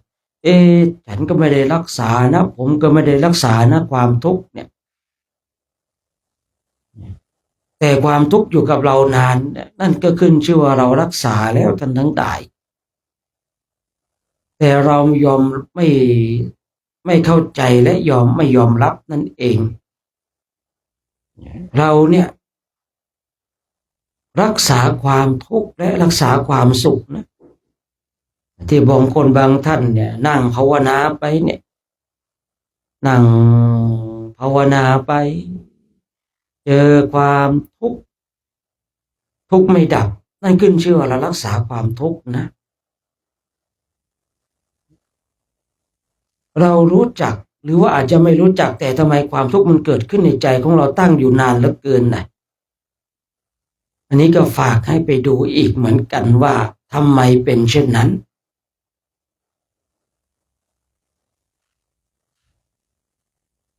ทำไมความทุกข์ตั้งอยู่กับเรานานแต่เวลาความสุขทำไมมาตั้งอยู่กับเราแป๊บเดียวเท่านั้นเองทำไมเนาะคือลองสังเกตดูในจิตของเราเนี่ยว่าทำไมความทุกข์มันตั้งอยู่กับเรานานเหลือเกินแต่ความสุขเนี่ยทำไมมันตั้งอยู่แค่แป๊บเดียวเพราะเราไม่ได้รู้จักในการรักษาความสุขนั้น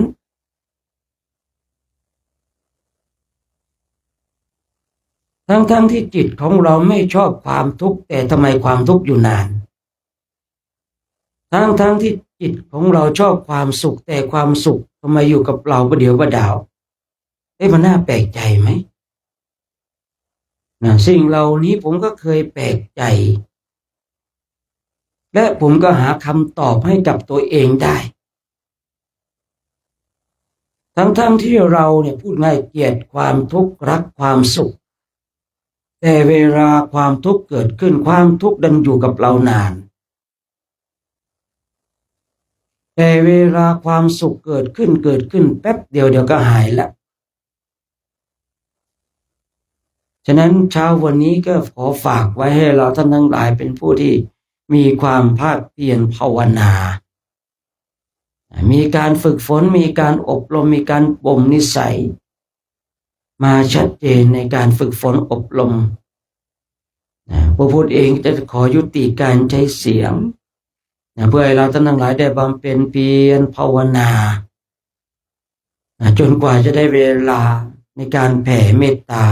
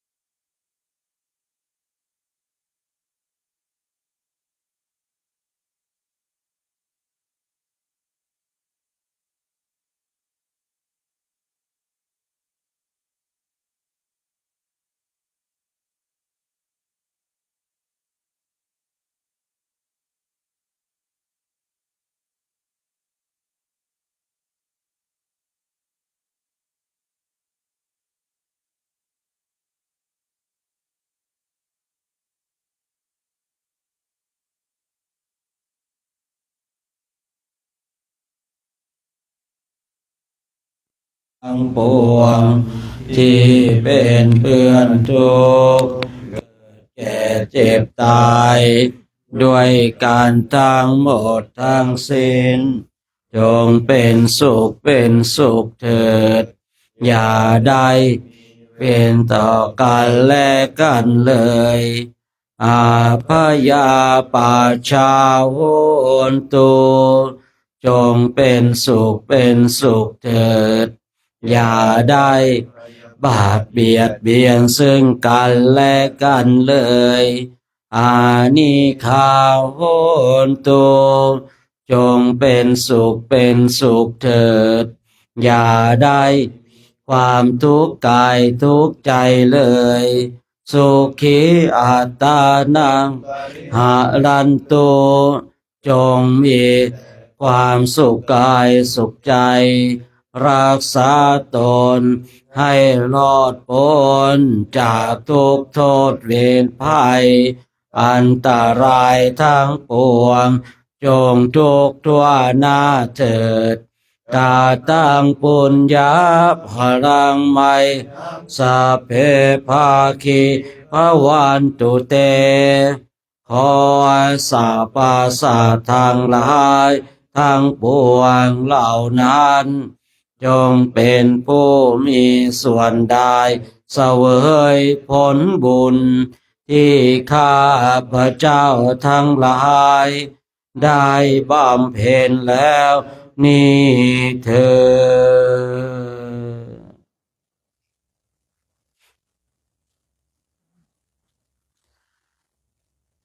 นะเจ้านี้ก็ต้องขออนุโมทนานะกับเราท่านทั้งหลายกันนะได้มาร่วมกันนะทำวัดสวดมนต์มาร่วมกันเจริญจิตตภาวนากันในช่วงเช้าแบบเนี้ยวันนี้หมอกลงหนาเลยเนาะมาเป็นช่วงไปหมอกดูพยากรณ์อากาศล่วงหน้าแล้วรู้สึกว่าอากาศมันจะลดลงเรื่อยๆนะลดลงเรื่อยๆนะพอหนาวปุ๊บก็เริ่มเห็นความสำคัญของเสื้อกับหมวกแล้วเนาะเริ่มเห็นความสำคัญของถุงมือถุงเท้าแล้วนะก่อนหน้านั้น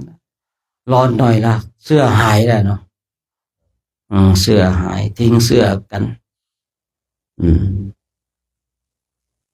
พอหนาวเริ่มหาเสื้อแล้วนะมีเสื้อไหมครับนะมีหมวกไหมครับนะพอหนาวแล้วคิดถึงอันนี้เป็นปกตินะของบุคคลประมาท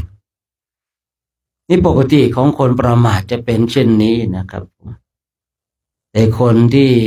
ไม่ประมาทเนี่ยเก็บไว้ก่อนดีกว่าเนี่ยเผื่อมันหนาวเนี่ยเก็บไว้ก่อนเผื่อมันหนาวก็ได้ใช้เผื่อคนไม่ประมาทแต่คนที่ประมาทเนี่ย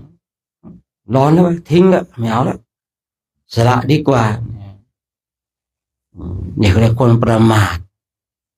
ดูไม่ยากครับคนประมาทแล้วคนไม่ประมาทนะนั้นเราท่านทั้งหลายก็มาเรียนรู้เนาะมาทำความเข้าใจมาฝึกฝนมาอบรมกันเพราะว่าวันนี้ก็ผ่านไปอีก1 วันแล้วเนี่ยเดี๋ยวอรุณก็จะขึ้นแล้วนะเราก็ต้องทำหน้าที่ของเราต่อนะมาฝึกฝนอบรมหลับบ้างตื่นบ้างกี้ดูคอมเมนต์ว่าโอ้ยทรมานไปหลับเพื่อพระเอ้ยไล่ไปหลับอีกแล้วนะพอเราไปหลับเอาแต่หลับแต่นอนนะไม่รู้จักภาวนานี่แหละคนครับผมที่ผมคุยอยากให้รู้ว่านี่แหละคนครับผมมันคนจนวุ่นวายนะมันคนจนวุ่นวายเนี่ยนี่แหละคนครับผมอย่างบางทีถ้าเราใส่ใจกับคนเหล่านี้นะเราไม่เป็นอันทำคุณงามความดีแล้วนะที่บางคนนี่เขาก็นะคอมเมนต์ไปนะสนุกสนานไปแล้วอย่าไปใส่ใจอะไรมากมายนะขึ้นชื่อว่าคนแล้วมันวุ่นวายเนี่ยเมื่อใดก็ตามถ้าคนมันก็วุ่นวายมันนั้นนะเนาะ นะแต่ถ้าคนสิ่งหนึ่งคงดีนะคนกาแฟคงจะดีอยู่เนาะให้มันละลายอะเนาะเห็นไอ้ศรีสุวรรณกำลังชงกาแฟคนกาแฟพอดีเลยน่าจะดีอยู่นะคนอื่นๆไม่ดีแต่คนกาแฟนี่คงจะดีอยู่อะเนาะ นี่แหละบางสิ่งบางอย่างเราก็เรียนรู้นะอืมว่าเราทรมานเหมือนกันนะเรามานั่งให้ทรมานทำไมวะนะว่านรกทรมานยิ่งกว่านี้อีกนะถ้าเราไม่มาทรมานตอนนี้ไปทรมานในนรกโอ้ไม่ไหวอะเนาะยอมทรมานบนโลกมนุษย์เนี่ยยอมอดบ้างยอมอดหลับอดนอนบ้างยอมหิวบ้างเนี่ยเพื่อที่จะหลบนรกนะแต่ถ้าว่าเราไม่ทรมานน้องเดี๋ยวเช้าเอนเพนนอนสายพักผ่อนดึกมาตีห้ากุ้งกิ้งแต่ศรีสุวรรณไม่ดังกุ้งกิ้งนะนี่ตีห้าตีหกไม่ดังกุ้งกิ้งนะเพราะอะไรไม่ได้ใช้ช้อนนะใช้เปลือกซองมันนั่นแหละนะซองมันเพราะว่าซองกาแฟเนี่ยเคลือบสารอันตรายอยู่นะเขาว่านะจริงเท็จขนาดไหนไม่รู้อ่ะนะแต่ผมก็ใช้ซองเหมือนกันนะบางครั้งหาช้อนไม่เจอนะ ซองเหมือนกันเนี่ยเราเนี่ยยอมทุกยอมแบบทรมานก่อนเนาะมาฝึกมาฝืนเพื่อปิดนรกนะเพื่อปิดนรกจะไม่ไปแล้วนรกมันทรมานยิ่งกว่านี้อีกนะก็ต้องมาฝึกมาฝืนกันบางคนบางท่านเนี่ยต้องขอขอบใจนะที่เป็นห่วงแต่เก็บความเป็นห่วงไว้ตรงนั้นแหละเป็นห่วงที่อย่างดีๆก็ดีนะครับผมแต่เป็นห่วงโอ้ไปนอนเถอะทรมานทำไมเก็บความเป็นห่วงวางไว้ตรงนั้นแหละ ไม่ต้องให้นะความเป็นห่วงแบบนี้ไม่ต้องการนะเนี่ยโอ้เป็นห่วงพระจะมีฉันหรือเปล่าเนาะเป็นห่วงจังเลยอย่างนี้น่าเป็นห่วงหน่อยนะอย่างนี้น่าเป็นห่วงนะพระนี่จะมีน้ำปานะดื่มก็หรือเปล่าเนาะเป็นห่วงอย่างนี้รับความเป็นห่วงอยู่นะต้องการความเป็นห่วงแบบนี้อยู่นะไปนอนเถอะทรมานทำไรเก็บความเป็นห่วงไว้ตรงนั้นแหละนะเก็บความเป็นห่วงไว้ตรงนั้นแหละนะเพราะว่าเราเนี่ยมีความตั้งมั่นเรามาฝืนมาฝึกกันนะมาฝืนมาฝึกกันมาอบรมกันเส้นทางนี้เนาะมันจะทุกข์ในเบื้องต้นเนี่ยต้องมาฝืนในเบื้องต้นแต่เมื่อเรามีจุดยืนแล้วเราก็จะสบายยอมทุกข์ในชาตินี้เนี่ยดีกว่าไปทุกข์ในนรกนั่นนะเช่นพระเตมีใบเนี่ยยอมทุกข์นะครับโอ้ยผมอ่านดูแล้วเนี่ยแหมพลังแห่งศรัทธาเกิดขึ้นเลยโอ้โหเด็ดเดี่ยวจริงๆนะใจนี่เด็ดเดี่ยวจริงๆนะยากเหลือเกินที่ใครจะทำเช่นนี้เนาะคนทั้งหลายก็ทดสอบเป็นพ่อเป็นแม่อำมาตย์ทั้งหลายเนี่ยทดสอบสารพัดเลยนะครับผมแต่ตัวเองก็คิดว่ายอมทุกข์ในชาตินี้ดีกว่าไปทุกข์ในนรกเป็นความคิดที่ถูกต้องท่านทั้งหลายทีนี้ถ้าเราไปเชื่อคนไปนอนเถอะลำบากทุกข์เราเชื่อนะเราเชื่อคนพวกนี้ปุ๊บเดี๋ยวเราจะไปทุกข์ในนรกแทนนะดูอย่างพระเตมีใบเนาะเห็นพ่อตนเองตัดสินคดีความแล้วนำไปประหารชีวิตตนเองก็ระลึกชาติได้ว่าตนเองเนี่ยเคยตัดสินโดยผิดพลาดทำให้ตนเองไปตกอยู่ในนรกนู่นน่ะไม่อยากจะตกนรกอย่างนั้นอีกเลยต้องยอมทุกข์เช่นตนเองพูดได้ก็ทำเป็นพูดไม่ได้ตนเองเดินได้ก็ทำเป็นเดินไม่ได้เนี่ยคือยอมทุกข์ยอมฝืนในเบื้องต้นเนี่ยคือเราท่านทั้งหลายบางทีเนี่ยเราอ่านในพระไตรปิฎกเนี่ยพอเรามาเจอคำเช่นเนี้ยไปนอนเถอะลำบากทรมานเนี่ยพอเจอคำพวกนี้ปุ๊บเนี่ยเราก็จะได้รู้พระเตมีใบเนี่ยท่านยังยอมทุกข์นะ ถ้าพระเตมีใบไม่ยอมทุกข์อย่างนั้นปุ๊บแม่ไปเป็นพระราชาตัดสินคดีความไม่รู้ว่าเนาะวัดกันที่หลักฐานเนี่ยนะไม่รู้ไอ้คนนั้นผิดจริงหรือเปล่าไม่รู้แต่หลักฐานว่าผิดอย่างเงี้ยไปตัดสินปุ๊บเนี่ยแม่ตัดสินผิดพลาดตนเองก็ตกนรกไปเนี่ยพระเตมีใบเป็นต้นแบบแห่งความอดทนนะเป็นต้นแบบที่ชัดเจนเลยเนี่ยเราอ่านพระไตรปิฎกบางทีก็เวลาเจอสิ่งทั้งหลายเราก็จะได้มีเรื่องเตือนจิตเตือนใจเราจะได้มั่นคงนะมั่นคงในการสร้างคุณงามความดีของเราเนี่ยตอนนี้ก็พูดไปนะแล้วก็ว่ามีข้าวต้มอยู่ไม่มาเลยเนาะสงสัยจะได้กลับมา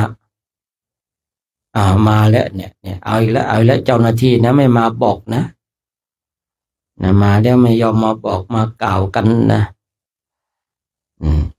เนี่ยบางทีก็อย่างเนี้ยนะบางทีนะบางทีมาบอกก็มาบอกกันอย่างนั้นนะเดี๋ยวองค์นั้นมาบอกเดี๋ยวองค์นี้มาบอกนะไอ้พอไม่มาก็ไม่มาเลยนะเหมือนกับตาแปะวันนี้ลืมตื่นอีกก้าไม่มาอีกแล้วนะลืมตื่นอีกแล้วนะบางวันนะ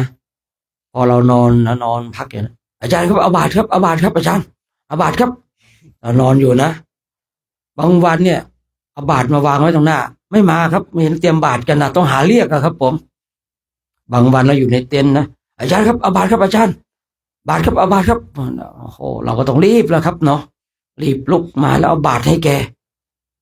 บางวันเราไม่ได้เดี๋ยวมันมาเรียกอีกมาตั้งไว้ไม่มาครับผมวันนี้ไม่เห็นตั้งบาตรกันล่ะลืมครับจบชีวิตนะชีวิตนะเป็นเช่นนี้แหละครับมันบททดสอบจริงๆนะบททดสอบ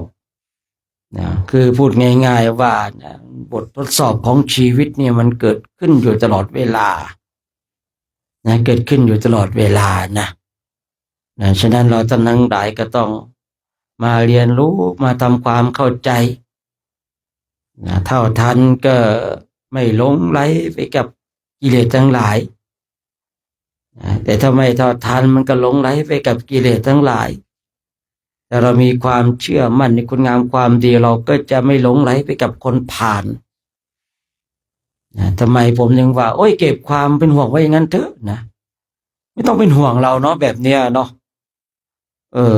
เป็นห่วงไปนอนเถอะลำบากเรากำลังมาฝึกมาฝืนก็ต้องหลับบ้างดิแม่เนี่ยแต่ผมเลยบอกเก็บความเป็นห่วงไว้ตรงนั้นแหละไม่ต้องเป็นห่วงเราแบบเนี้ยเรากำลังมาฝึกมาฝืนสร้างคุณงามความดีนะสร้างสิ่งที่ดีถึงแม้ว่าเราจะหลับบ้างก็ยังดีอยู่ในอิริยาบถของผู้บำเพ็ญเพียรนะเราอยู่ในอิริยาบถของผู้บำเพ็ญเพียรนะเราไม่ได้ไปนั่งบนหัวคนนั้นเนาะเรานั่งสมาธิหลับบนหัวมันก็ว่าไปอย่างใช่หรือเปล่าแหมนี่เราก็นั่งบนพื้นดินพระแม่ธรณียังไม่บ่นเลยนะถ้าแม่ธรณีบ่นก็ว่าไปอย่างยังไงเห็นแล้วต้องให้ถามนะวันนี้นะบางวันนี่มาสะกิดบอกเลยนะกำลังนั่งหลับเพลินๆอยู่กำลังฝันถึงนางฟ้าอยู่นะมาสะกิดแม่บางวันกำลังจะไปปั้มนางฟ้าอยู่อย่างเงี้ยเนาะมาสะกิดเลยอย่างเงี้ยพอกันเลยตาแป๊ะกับอะไรวะตาปั่นเลยเดี๋ยวตาแป้นไปใหญ่เลยนะโอ้โหชีวิตแปะกับแป้นนะไปพอกันเลยครับผมบอกว่ากินยานะกินยาจิตเวชแบ่งกันคนละครึ่งเม็ดเข้านะพอตาแป้เขากินทีละครึ่งเม็ดผมแบ่งให้ตาแป้นครึ่งนึงชีวิตเจออะไรสารพัดใครไม่มาเป็นผมไม่รู้หรอกผมเจออะไรบ้างชีวิตนี้นะปีแล้วพระอุทากนะ อืจะไล่แทงเขาไปเรื่อยเลยนะจะมาปาดคอผมอีกต่างหากนะโถผมก็นอนผมก็เลยเอาผ้านั้นหนาพันคอไว้นะรู้ข่าวว่าแกจะมาปาดคอพระอุปถากนะมาปาดคอแม่งเลยอาจารย์เนี่ยนะ โอ้โหมีใครเคยเจออย่างผมบ้างพระอุปถากจะมาปาดคอนะเดี๋ยวเดี๋ยวอุปฐานปาดคอแม่งเลยวันนั้นผมก็เลยเวลานอนผมก็เลยเอาผ้านะครับหนาพันคอไว้ครับผมพันคอกลัวเขามาปาดคอจริงนะนี่ไม่คุยเรื่องใจคุยเรื่องเล่นนะครับนะไปคุยปาดคอแม่งเลยอย่างนั้นนะไม่หลวงพ่อก็จัดพระอุปถากให้ผมแต่ละปีนี่แหมจะมาปาดคอบ้างเนาะผมมีที่ไหนเนาะกรรมครับจะมาปาดคอผมไม่ต้องเล่นงานครับโดนพวกสอยเส้นจมูกหักเลยครับผม โดนพวกเล่นเส้นจมูกหักเลยนะกรรมเนี่ยมันไม่ได้หรอกนะกรรมนี่เข้าใครออกใครนะบางทีนะท่านทั้งหลายอย่าเชียวนะจะมาปาดคอเราเนาะพวกเล่นเส้นจมูกหักเลยครับดั้งหักเลยครับไปหาหมอให้หมอต่อให้ครับสมหน้านึกในใจเนาะแต่ก็ไม่เป็นไรนะไม่เป็นไรแล้วเดี๋ยวก็หายแต่ในใจก็สมหน้ามึงมันซ่าดีนักมันนะ ไม่ปากกับใจไม่ตรงกันใช่ครับไม่ตรงกันปากอยู่นี่ครับใจอยู่นี่ครับเขาบอกว่าปากกับใจไม่ตรงกันถูกต้องคนนั้นพูดถูกนะครับผมถ้าใครบอกว่าปากกับใจตรงกันเนี่ยคนนั้นกำลังโกหกคุณนะมันตรงกันที่ไหนล่ะเขาว่าโอ้อาจารย์ปากกับใจไม่ตรงกันก็ไอ้หมอเนี่ยคบได้แต่เขาบอกว่าโอ้อาจารย์เนี่ยปากกับใจตรงกันไอ้คนนี้คบไม่ได้ครับเพราะอะไรคนนี้กำลังโกหกคุณนะมันกำลังหลอกเราใช่หรือเปล่าอาจารย์ครับปากแม่อาจารย์เนี่ยปากกับใจตรงกันเลยเนี่ยไอ้นี่โกหกครับแม่พูดง่ายๆเราก็เกิดมาขนาดนี้ไม่รู้เลยไงว่าปากกับใจมันไม่ตรงกันใจอยู่นี่ครับปากอยู่นี่ครับไม่ตรงกันครับนะแม่จะหลอกโกหกเราแม่อาจารย์เนี่ยปากกับใจตรงกันเนาะโมไม่ตรงหรอกนะเราก็รู้อยู่นะปากกับใจไม่ตรงกันถูกต้องแต่ว่าใครว่าปากกับใจตรงกันนั่นนะครับเนี่ยปีนั้นโอ้จะปาดคอมั่งเลยงั้นวะเดี๋ยวจะไปหาแทงเขาครับเดี๋ยวกูแทงมั่งเลยวันนั้นหาของไม่เจอแทงมั่งเลยวันนั้น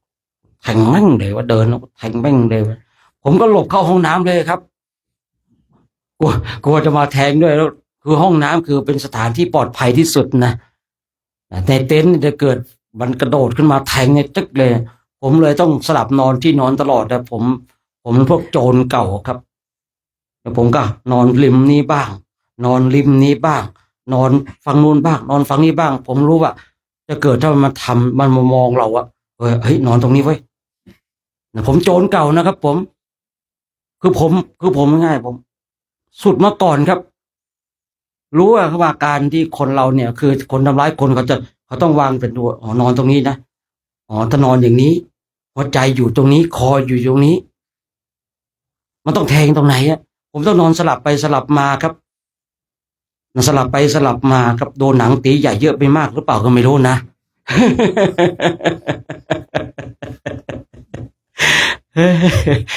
หยอก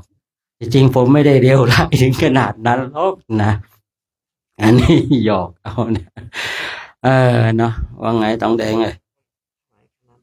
ถวายข้าวน้ำถวายสมิกแม่ชีนี่ต้องแดงก็ทำบุญทุกวันเลยนะสาธุนะนี่ก็พระอุปถากนะที่แรกก็นึกว่าทองคำนะนี่เป็นทองเคไปซะแล้วนะ นี่ก็เหมือนกันนะนี่ก็ดีนะบางวันก็อาจารย์ครับโทรศัพท์ไลฟ์ครับทำไมเราตอนพวกนี้มันก็แปลกนะมันจะมาตอนเรานอนครับไอ้บางวันนะผมมันจะมาเรียกเราแล้วผมก็เลยถอดโทรศัพท์ใส่ถุงนะครับมันหายไปไหนกันวะไม่เห็นว่าเตรียมโทรศัพท์ทองแดงมาทองแดง ไม่เตรียมตัวล่ะมันเป็นกรรมของผมหรือเปล่าก็ไม่รู้นะเวลาที่เราชาร์จไว้เรายังอยู่ในเต็นท์อยู่เนาะอาจารย์ครับเอาโทรศัพท์ครับ อืมอ้าวเอากันไว้เอาโทรศัพท์มาวางไว้ตรงหน้าใส่ถุงไว้เลยในถุงดำๆนะใส่ถุงไว้เอาไม่เห็นมาเว้ยวันนี้หาไปไหนไว้เนี่ยฮะมันหายเหมือนกันเลยครับผมโชคชะตาฟ้าลิขิตชีวิตของโชคนะสงสัยจะต้องเจอแบบนี้ไปจนตายรับกรรมครับนะทำไว้นะยังยอมรับนะไม่ยอมรับนะก็ขออนุโมทนาเนาะโมทนากับนะครูบาทองแดงนะที่หยอกล้อกันไปนะรักหลอกจึงหยอกเล่นนะถ้าไม่รักก็ไม่หยอกหรอกนะยิ่งถ้าผมนะ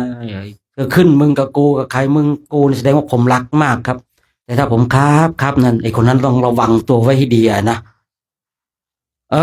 ผมนี่นิสัยแต่ว่าถ้ามึงกูเนี่ยกับใครนะแสดงว่าผมรักสุดใจแต่ถ้าผมครับโอ้ยครับถ้าผมแสดงความอ่อนน้อมนอบน้อมไอ้หมอนั่นระวังตัวให้ดีผมกำลังวางแผนฆ่ากิเลสจะพูดไม่จบเลยโยมเข้าใจผิดอีกเนาะก็ขออนุโมทนาเนาะกับครูบาทองแดงและเพื่อนสาธมิกและก็แม่ชีญาติโยมเนาะแล้วก็เจ้าภาพข้าวต้มได้ร่วมกันนะร่วมกันมาสร้างคุณงามความดีได้เป็นส่วนหนึ่งของโครงการจาริกธรรมนะก็ขออนุโมทนาสาธุการเนาะบุญใดนะกุศลใดที่เราท่านทั้งหลายได้กระทำก็ขอให้บุญนั้นกุศลนั้นจงนำพาท่านเจ้าภาพทุกคนทุกท่านจงมีความสุขนะมีความสงบมีความร่มเย็นคือสิ่งประการใดที่เป็นไปโดยชอบประกอบในธรรมแล้วก็ขอให้สิ่งนั้นจงสำเร็จด้วยเธอสัพพโลกวินิโมโตสัพพสันตาปวัชชิโตสัพพเวรมติกาโตเนียพุตโตจตุวังภวสัพเพวิวัชชันตุสัพพโลโคนาสาตุมาเตวันตารายโยสุขิธิคายุโกภวะภิวาทนาสิริสานิจังวุฒาปัจจายโนตารโรธรรมาวาทันติอายุวันโนสุขังภาลังสาธุวันนี้ก็บิณฑบาตเหมือนเดิมนะ7 โมงเนาะไปสายเดียวแล้วก็สัก6:50ก็ตั้งแถวถ้าสว่างแล้วก็อย่าไปดูเนาะว่ามีอะไรหรือเปล่านะไปดูหาอะไรลองท้องกันอะไรกันก็ว่ากันไปเนาะนะอันนี้มันสว่างหรือยังไม่รู้นะหมอกลงหนามากเลยเนาะหมอกลงหนามากเลยถ้าดับไฟมันจริงจะรู้นะผมว่าน่าจะสว่างแล้วนะ16แล้วเนี่ยนะ16แล้วนะไปอังกฤษไปอยู่สกอตแลนด์คืนแรกนะเราสักหน่อยนะเราขำกันเลยนะไปถึงวันแรกเลยตื่นมาตี 3สว่างแล้วเลยนะฉันมาม่ากันเถอะนะตกลงเราจะเอาเวลาหรือเราอรุณนะวินัยทอนเกิดขึ้นแล้วนะตกลงจะเอาเวลาหรือจะเอาอรุณนะเดี๋ยวไว้คราวต่อไปค่อยมาคุยกันดีกว่าเนาะต้องอาศัยวินัยทอนนะคุกเข่าขึ้นกราบพระกันนะ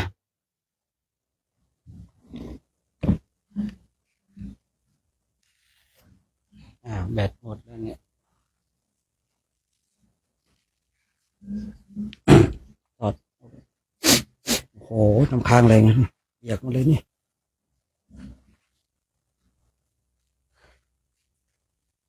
อะระหังสัมมาสัมพุทโธภะคะวาพุทธังภะคะวันตังอภิวาเทมิ สวากขาโตภะคะวะตาธัมโมธัมมังนัมสสามิสุปฏิปันโนภะคะวะโตสาวกสังโฆสังฆังนามามิมหาตาปิโตคุณังอะหังวันทามิกุโรอุปัชฌาย์อาจาริยาคุณังอะหังวันทามิน้อมจิตน้อมใจกับคุณครูบาอาจารย์พร้อมกัน3 ครั้งพร้อมแล้วกราบกราบกราบ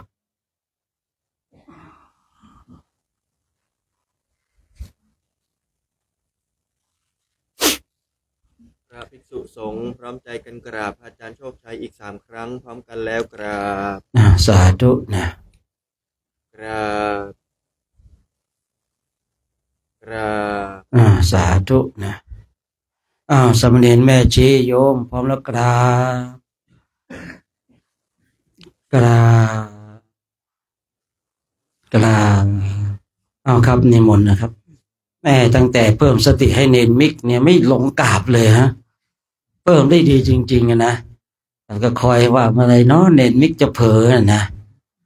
จะได้เล่นสักหน่อยนะเน้นก็หาเรื่องนะผมเนี่ยนี่นิมนต์นะครับสว่างแล้วนะดูแล้วเนี่ย